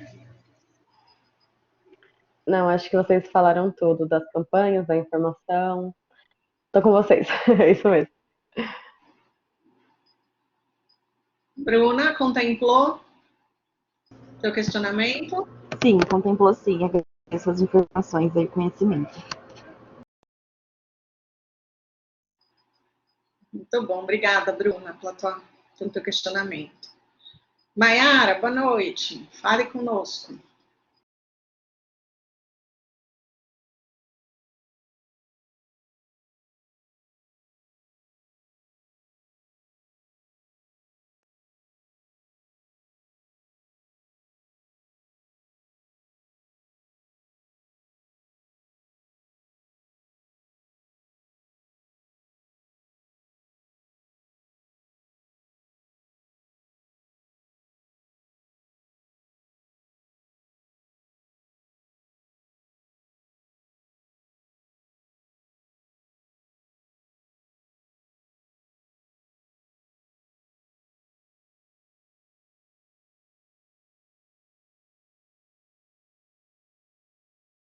Por não querer viver o que eu já vivi, eu queria saber se isso é possível, se isso é um mecanismo de defesa meu ou é um resquício do meu antigo relacionamento. Eu sei que vocês focaram mais no homem, mas eu queria saber isso, se na mulher, a mulher sendo abusadora.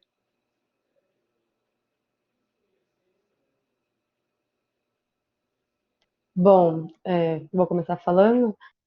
Eu acho que sem te conhecer, sem saber todo esse histórico, é muito difícil, né, de dizer se é isso ou aquilo, né, no seu caso em específico.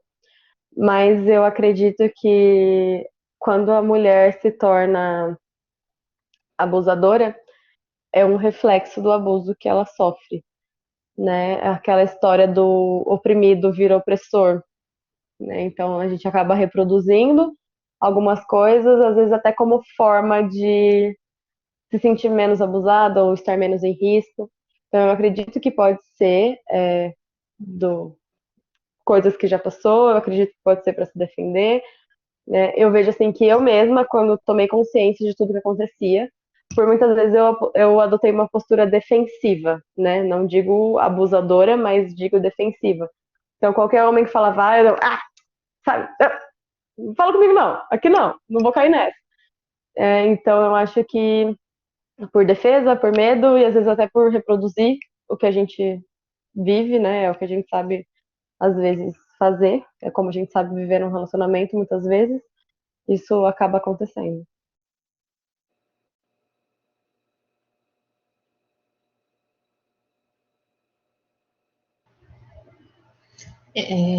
Eu acredito. Oi, Mayara. Boa noite, obrigada por estar aqui. Eu acredito em tudo que a Tainara falou e acredito muito que o oprimido se torna opressor, sim, porque querendo ou não é um repertório que se cria e a sua defesa dentro do relacionamento às vezes é atacar.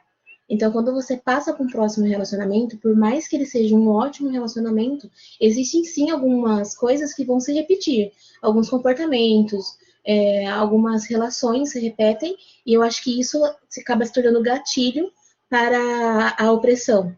Então, acredito sim que o oprimido pode virar opressor como forma de defesa, e com tudo que a Tainara falou. Obrigada. Responderam minha dúvida. Vou melhorar. Terapia! É necessário, às vezes, procurar ajuda. Sim. Muito bom. Obrigada, Mayara, por tua contribuição. Imagina. Boa noite. Boa noite. Júlia, fala pra gente das tuas dúvidas, das tuas implicações. Oi, boa noite, gente. Eu vim pela Tainara, né? Ela indicou a palestra e, nossa, foi muito legal mesmo. Ana, acho que é a Ana, né, que compartilhou a história dela. Queria te agradecer muito por compartilhar a sua história, pela coragem de falar. E eu nem ia falar nada, mas eu não sei se vocês estão conseguindo me ouvir. Estamos A gente sim. ouve sim. Eu vi esqueci o nome dele que perguntou sobre em relação ao agressor, né?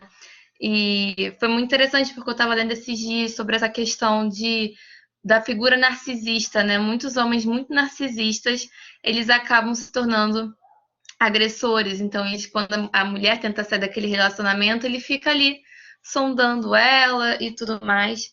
E, de fato, assim, eu não sei se é uma percepção minha, mas claro que todos os tipos de violência, eles geram consequências, né? Eu tenho trabalhado com, principalmente mulheres que passaram por abuso sexual, que é principalmente na infância, né? E a gente vê o quanto é difícil, assim. E um dos casos recentemente que eu peguei para fazer entrevista de follow-up, né, que a gente chama, era uma mulher que não tinha passado por um abuso naquele momento, mas atualmente ela estava num outro relacionamento que ela estava claramente sofrendo uma violência psicológica e ela se tornou alcoólatra durante a pandemia por conta disso. Então, a gente vê os extremos que a violência psicológica ela pode chegar. E uma coisa que eu fiquei pensando muito que a Ana falou é que às vezes a gente olha para a história de uma pessoa e a gente acha, nossa, realmente aquela pessoa passou, mas eu não passei porque o que aconteceu comigo foi mínimo. E eu me coloco nessa situação. Às vezes a gente não tem que parar de olhar para a história do outro como algo muito pequeno, algo muito grande e a nossa muito pequena. Então, assim, Ana, parabéns pela coragem de compartilhar. Assim, não é nem mais uma pergunta, são mais colocações mesmo. E uma questão assim de não olhar para sua história como algo insignificante. Eu acho que eu saio muito mais encorajada assim por ter uma história parecida com a da Ana. Não chegou a esse nível, mas eu demorei muito tempo para perceber também. As pessoas me apontavam, mas eu não percebia. E é muito natural, né, que às vezes em alguns momentos essas imagens acabam voltando e a gente lidar com a culpa de será que eu estou acusando alguém? Será que essa pessoa realmente fez isso? É o maior dilema, né, que eu acho que a gente pode carregar de alguém que passou por isso e a gente se fortalecer mesmo, assim, olha, eu passei, mas é possível dar a volta por cima, é possível se recolocar e eu acho que uma missão, né, que eu vejo muito é dar voz a quem não tem voz. Então, parabéns por vocês estarem dando voz. Há muitas mulheres que não têm voz, assim. Eu falo que tem pelo menos 3 anos eu sento de cara a cara com mulheres, até mesmo meninos que passaram por abuso sexual, passaram por outras violências, viram outras violências, e vocês poderem dar voz a quem não tem voz e levantar essa bandeira da violência é muito pertinente. Então, assim, parabéns. E mais ainda, trazendo o contexto dos filmes, dos contos de fada, dos romances, de que nada é perfeito, né? A gente cresce nesse mundo do conto de fadas de que tudo é perfeito e que o príncipe encantado vai vir. E esses dias eu estava escrevendo um texto e eu só pensei assim, nossa, eu achei que tinha encontrado o príncipe do cavalo branco e eu caí do cavalo. Então, nem sempre existe, mas é possível sim. Uma coisa que eu levo muito é possível ressignificar essa dor, é possível mostrar que a culpa não é sua, e eu acho que eu posso contribuir com o que um paciente mesmo trouxe hoje. No caso, não era uma mulher, foi um homem que foi agredido durante a infância. E tem muito a ver com o que acho que a Maiara que falou, né? Eu me torno um agressor, né? Assim, fui abusivo e depois eu me torno um. E esse meu paciente se tornou um agressor, de fato. Não agressor de mulheres, porque isso acabou revoltando muito ele ao longo da vida, mas ele se tornou uma pessoa violenta e ele perdeu a empatia completamente pelo outro. E hoje a gente estava na sessão final dele, né? A gente trabalha com terapia de exposição narrativa e ele trouxe, nossa, eu nunca tinha parado para pensar, mas foi nesse evento que eu voltei a ter empatia. E de uma pessoa que falava que não amava ninguém, ele falou, hoje eu me vejo como alguém amável, eu transformei a minha culpa em alegria, em vontade de viver. Então, isso é um combustível, sabe? Eu saí da sessão hoje com aquele combustível de, assim como ele falou, é possível ressignificar assim a história. Então, se tem alguém aqui que passou, eu deixo esse encorajamento, né? De que é possível sim. As marcas ficam porque a gente não esquece, mas é possível sim perdoar e principalmente se perdoar. Júlia, muito obrigada. Muito interessante tudo isso que você trouxe. E eu acho que você acabou tocando num ponto muito interessante, assim, que eu acho que às vezes a gente, principalmente nós mulheres, né, nos pegamos, que é essa coisa do. A gente demora para identificar, muitas vezes, o que está acontecendo. E quando a gente identifica, a gente é relutante a apontar, a denunciar, né, a tudo, porque essa coisa da culpa mesmo, né? Eu passei por situações desagradáveis e pensei, ai, mas se eu denunciar isso, eu vou acabar com a vida do cara. E o que ele fez com a minha, né? Então, assim, a gente sempre se coloca muito nesse lugar do cuidado ao falar, do cuidado ao apontar, da culpa de estar identificando essas questões. E eu acho que isso é muito sério, assim, até a gente conseguir lidar com esse ponto, que é mais uma barreira que a gente, como mulher, tem que derrubar. É bem complicado, mas como você disse, é bem possível, assim, com ajuda e tudo mais, a gente consegue ressignificar, sim.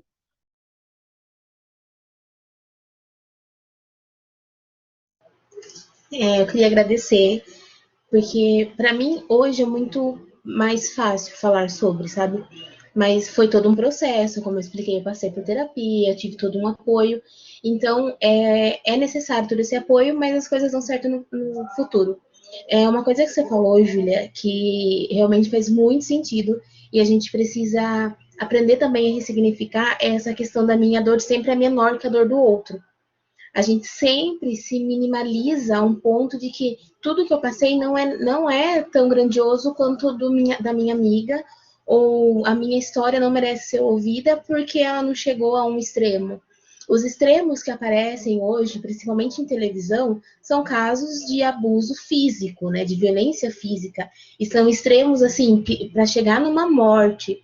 Então, toda uma violência que não chega a esse extremo acaba sendo desvalorizada. Então, a gente aprender a não minimizar essa dor também é muito necessário. E é um ponto que você trouxe que faz muito sentido. Naturaliza a própria. Exatamente. E muitas vezes acaba guardando essa dor porque acha que não precisa verbalizar ela para ninguém.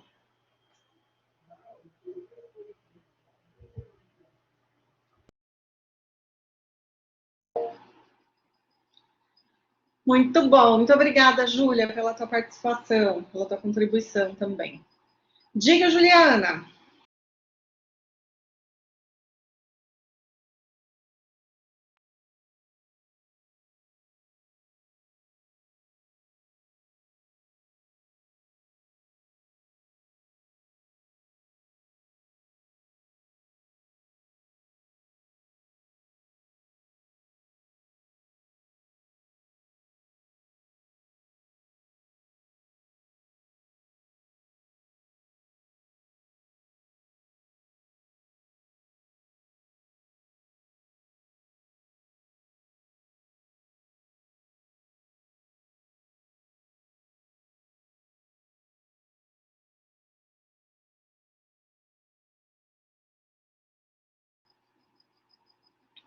Esperar a Ju reconectar.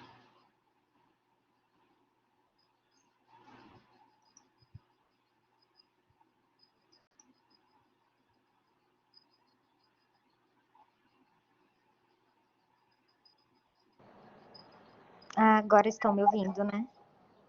Sim. Agora sim, Ju. Boa noite, só todo mundo.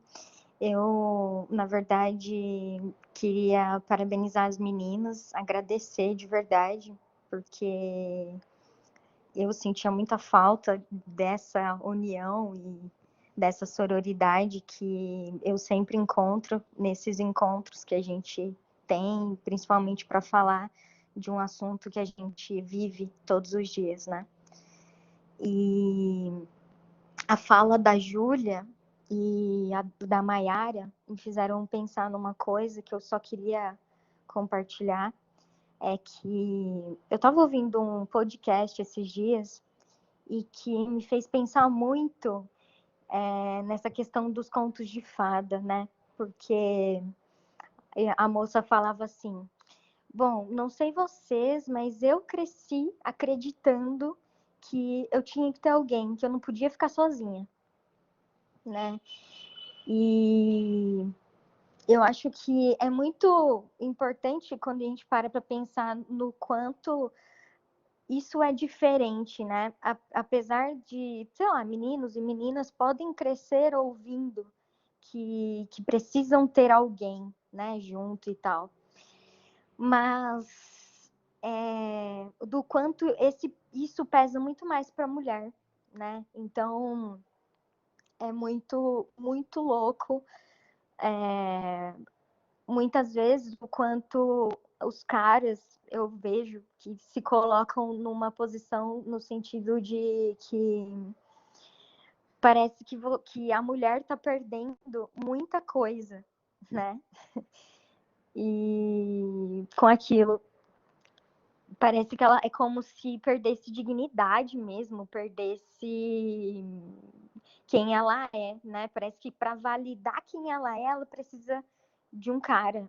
E é muito, muito maluco, porque além do cara achar isso, parece que muito das meninas também, a gente cresce sentindo que precisa disso, né? Até porque, como que eu vou sair da casa do meu pai e da minha mãe? Como que eu vou ter uma casa e tal? Tipo, eu não sei, mas até muito pouco tempo atrás era um absurdo você pensar que uma mulher pode ter as coisas dela, a casa dela e etc., sem necessariamente precisar de um homem para isso, né? Muitas ainda acreditam que precisam, e acreditam real nesses contos de fada, sabe? Que só vai ser plenamente feliz se tiver alguém junto, né?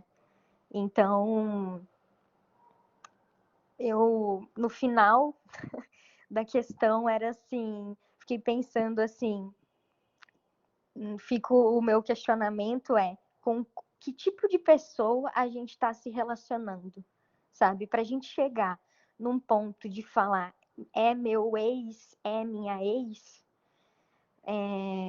de poder a gente refletir, assim, que o namoro, né, talvez seja um nível de intimidade demais que a gente não tá tendo muita exigência, às vezes só para preencher um buraco vazio que tá do lado, né? Não porque realmente gosta daquela pessoa ou se identifica, etc e tal. Então, é por isso que, para mim, espaços como esse são tão importantes, né? Para a gente poder realmente mostrar o nosso lugar, a nossa história, o nosso pensamento, e que é possível, né? Como as meninas estavam falando. E é isso, gente. Eu só queria compartilhar esse pensamento mesmo. Ju, a sua fala me fez lembrar de duas coisas. Eu cresci, né? Eu sou de família humilde, então eu escutei muitas vezes ao longo da minha vida que eu tinha duas chances de enriquecer, né? É quando eu casasse ou quando eu morresse, né? Ou seja, ou é um homem ou é um homem. E aí eu lembro muito daquela fala muito simbólica da Cher né? Quando numa entrevista alguém fala, ai, você vai se casar com um cara rico, né? A mãe dela, acho que falava pra ela, você tem que se casar com um cara rico. E ela olha e fala, mãe, eu sou o cara rico. E como a gente é suficiente, a gente não demora muito tempo, às vezes, para perceber, muitas vezes nem percebe a potência que a gente tem, né? Por todas essas crenças sociais que nos limitam aí o tempo todo. Acho que é bem importante a gente refletir sobre isso, sobre com quem a gente está dividindo nossas vidas. E sim, seremos os homens das lanchas, né? Não preciso de um velho rico, porque eu posso me tornar essa pessoa, né? Não estou limitada à minha realidade atual. Acho que é importante a gente entender que nós mulheres podemos e podemos muito.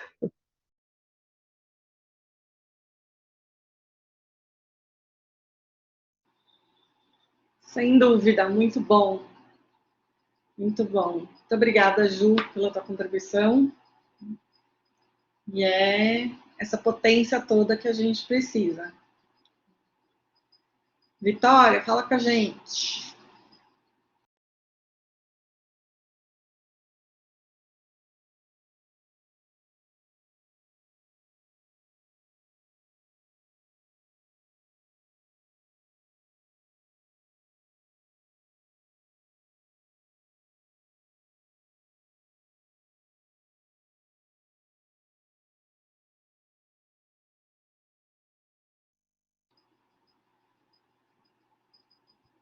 Vi que você não quer falar com a gente, é isso?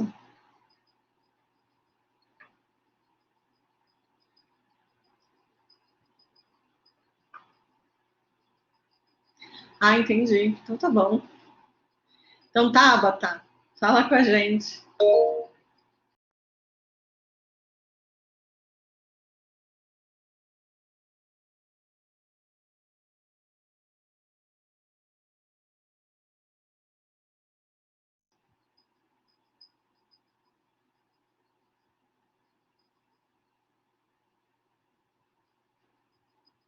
Ih, acho que a Tabata caiu quando foi ligar o microfone. Tá reconectando.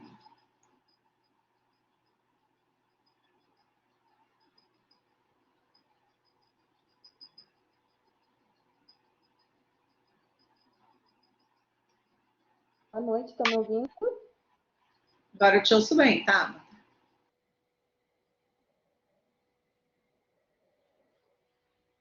Boa noite, mulheres, primeiro. Boa noite a todas as meninas que já falaram, palestraram. Obrigado pela noite, pelas conversas, são ótimas e super necessárias. Na verdade, a minha é só uma aquietação, não é pergunta. Primeiro elogio, né? E agora é aquietação. O pouco que a gente vê falando sobre tudo, a gente estereotipa geralmente a mulher que está num relacionamento abusivo com uma mulher, como a gente, sei lá, eu já imagino com uma certa idade que já tem uma vida, né? Mas a gente tem que pensar também nas jovens que estão muito nesses relacionamentos abusivos, justamente por ser o padrão, sem voz ainda, sem vivência, e aí a gente acaba normalizando mais ainda esses relacionamentos e esses absurdos, por ser primeiro namoro, por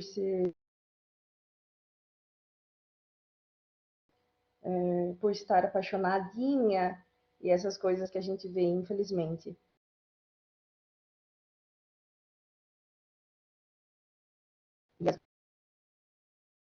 Ou pelo cara ter aquela falácia de ah, você é muito madura para sua idade.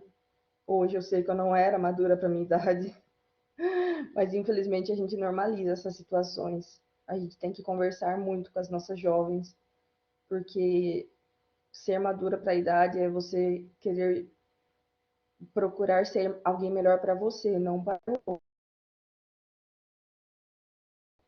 Né? E recentemente também muito triste para a família, muito triste. E ela era também muito nova. E aí a gente não tem força, mesmo sendo uma adolescente, porque a gente percebe o quão risco é e quão risco está a vida dela. A gente prefere tentar ficar, né, ao entorno para não ameaçar e acabar logo com isso. E é só isso, na verdade. Eu só queria falar dessa minha quietação. Vamos dar mais instruções para as nossas jovens, que a gente acha que primeiro relacionamento é tudo muito lindo. A gente não tem a ideia de que não vai ser nem o primeiro e nem o último. É isso, obrigada, gente.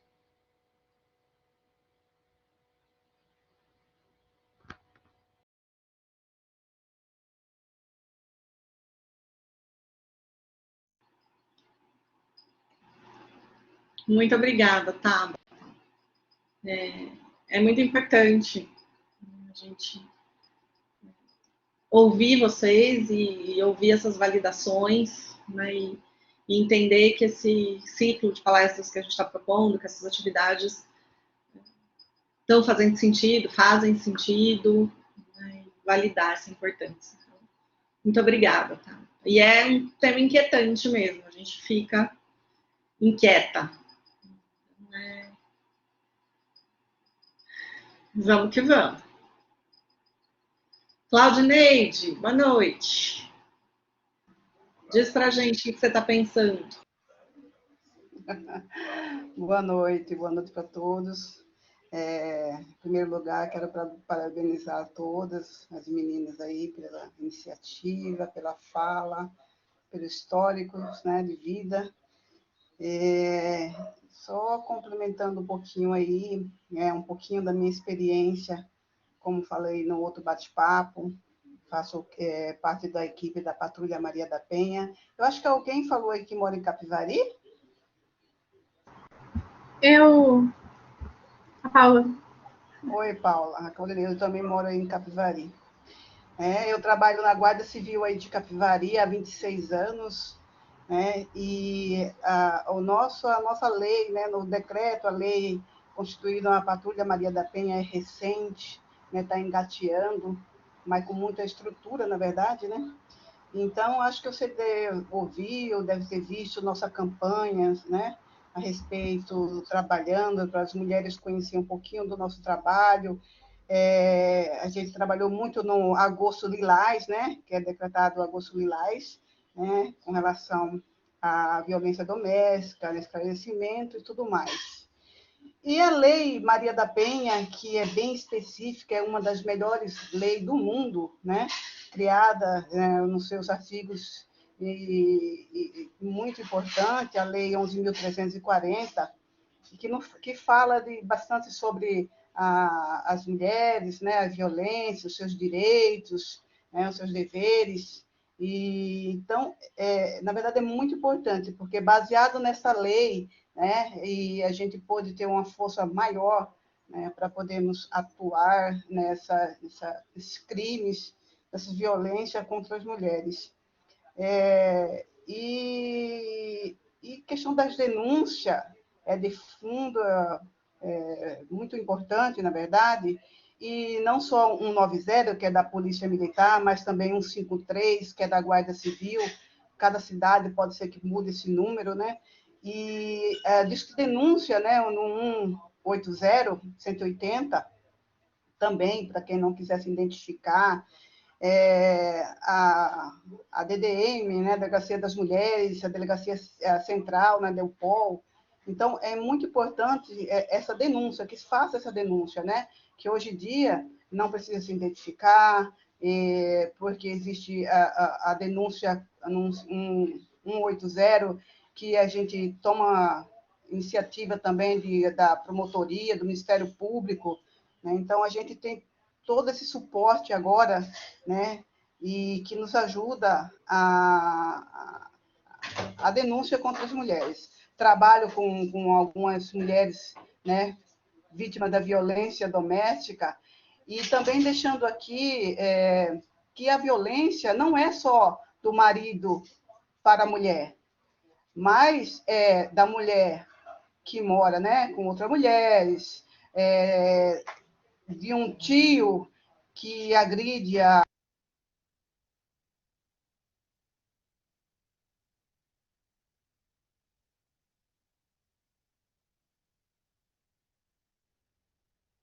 Eu não tô te ouvindo mais, Claudineide. Travou seu microfone. Tá me ouvindo? Isso, agora voltou. Falou Então. parte do tio e tal. Eu parei de ouvir nessa parte. Então, a violência, na verdade, não é só contra marido e mulher, né? No caso, um marido contra a mulher. Mas você tem que ter um vínculo com a pessoa, né?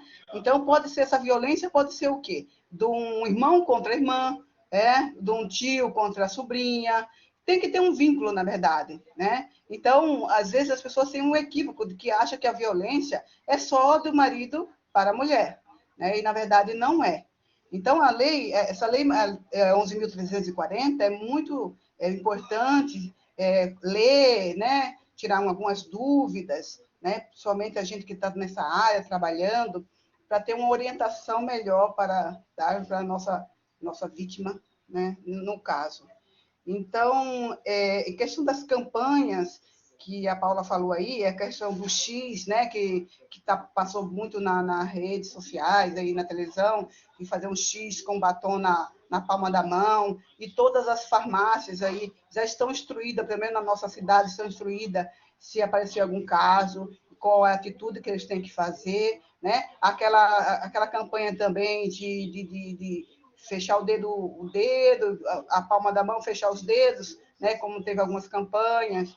Então, assim, temos que mostrar para a sociedade, demonstrar, fazer campanhas, e a gente trabalha com essas mulheres, damos a orientação, qual o passo que ela tem que fazer, porque, como falei no nosso bate-papo, não é só chegar e falar para a mulher, saia da casa, porque você está com esse agressor até agora, não é assim que funciona a situação, né? Ela não está ali porque quer. Qual a mulher que quer ficar gostando de ficar apanhando ou tudo mais, né? Ela não quer isso, eu tenho certeza que não é isso que elas querem, a não ser que seja masoquista, mas não é isso que elas querem, né?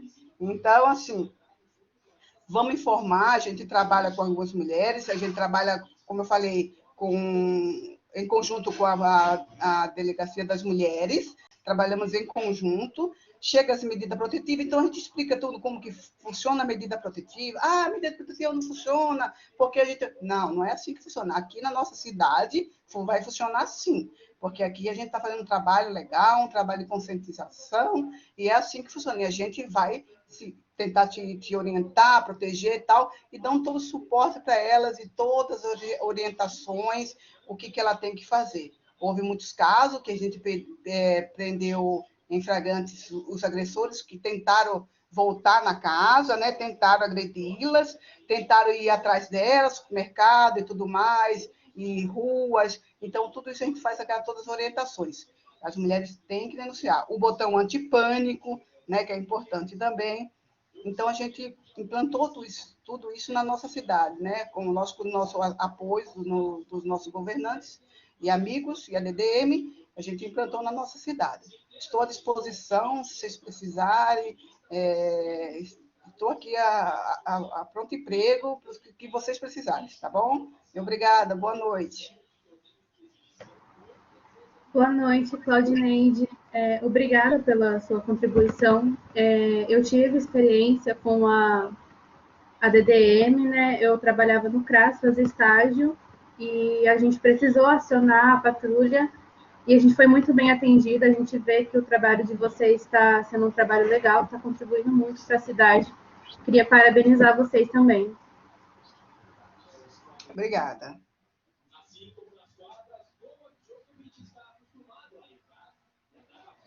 Muito bom. Muito obrigada, Claudineide, mais uma vez, pelas suas contribuições. De nada. Disponha.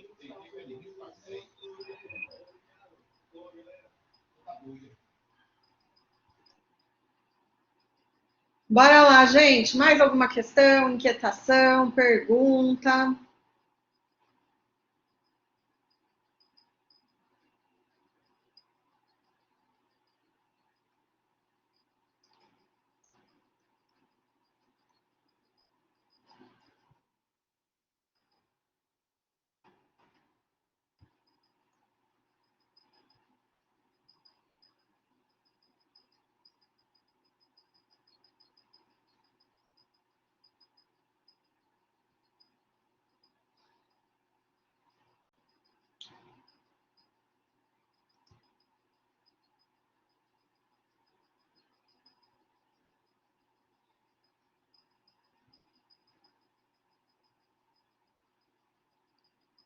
Então, entendo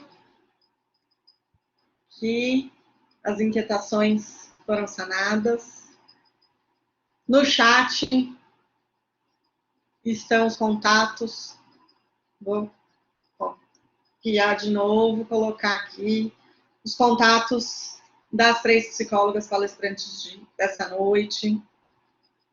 Quero agradecê-las mais uma vez, Ana Flávia, Paula, Tainara, pela contribuição, pelas provocações. Muito, muito bom receber vocês. E a palavra é de vocês agora, para despedida, para a gente encerrar a nossa atividade dessa noite. Muito obrigada, queridas.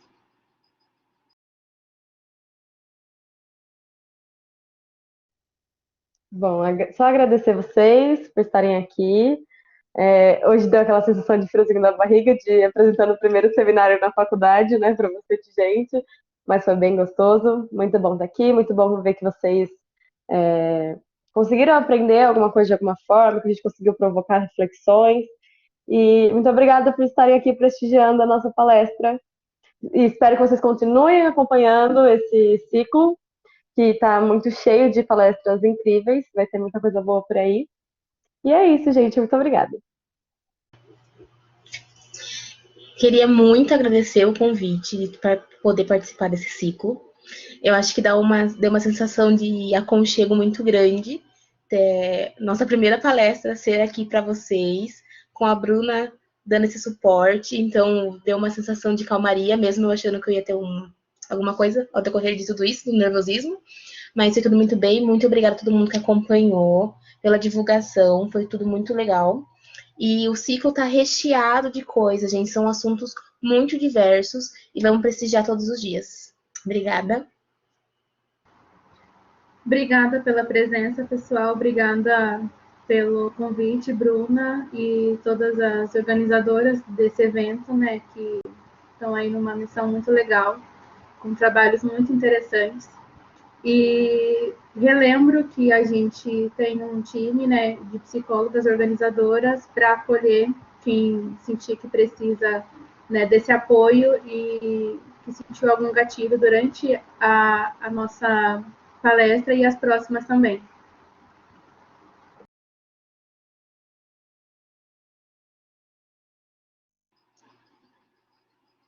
Muito bom.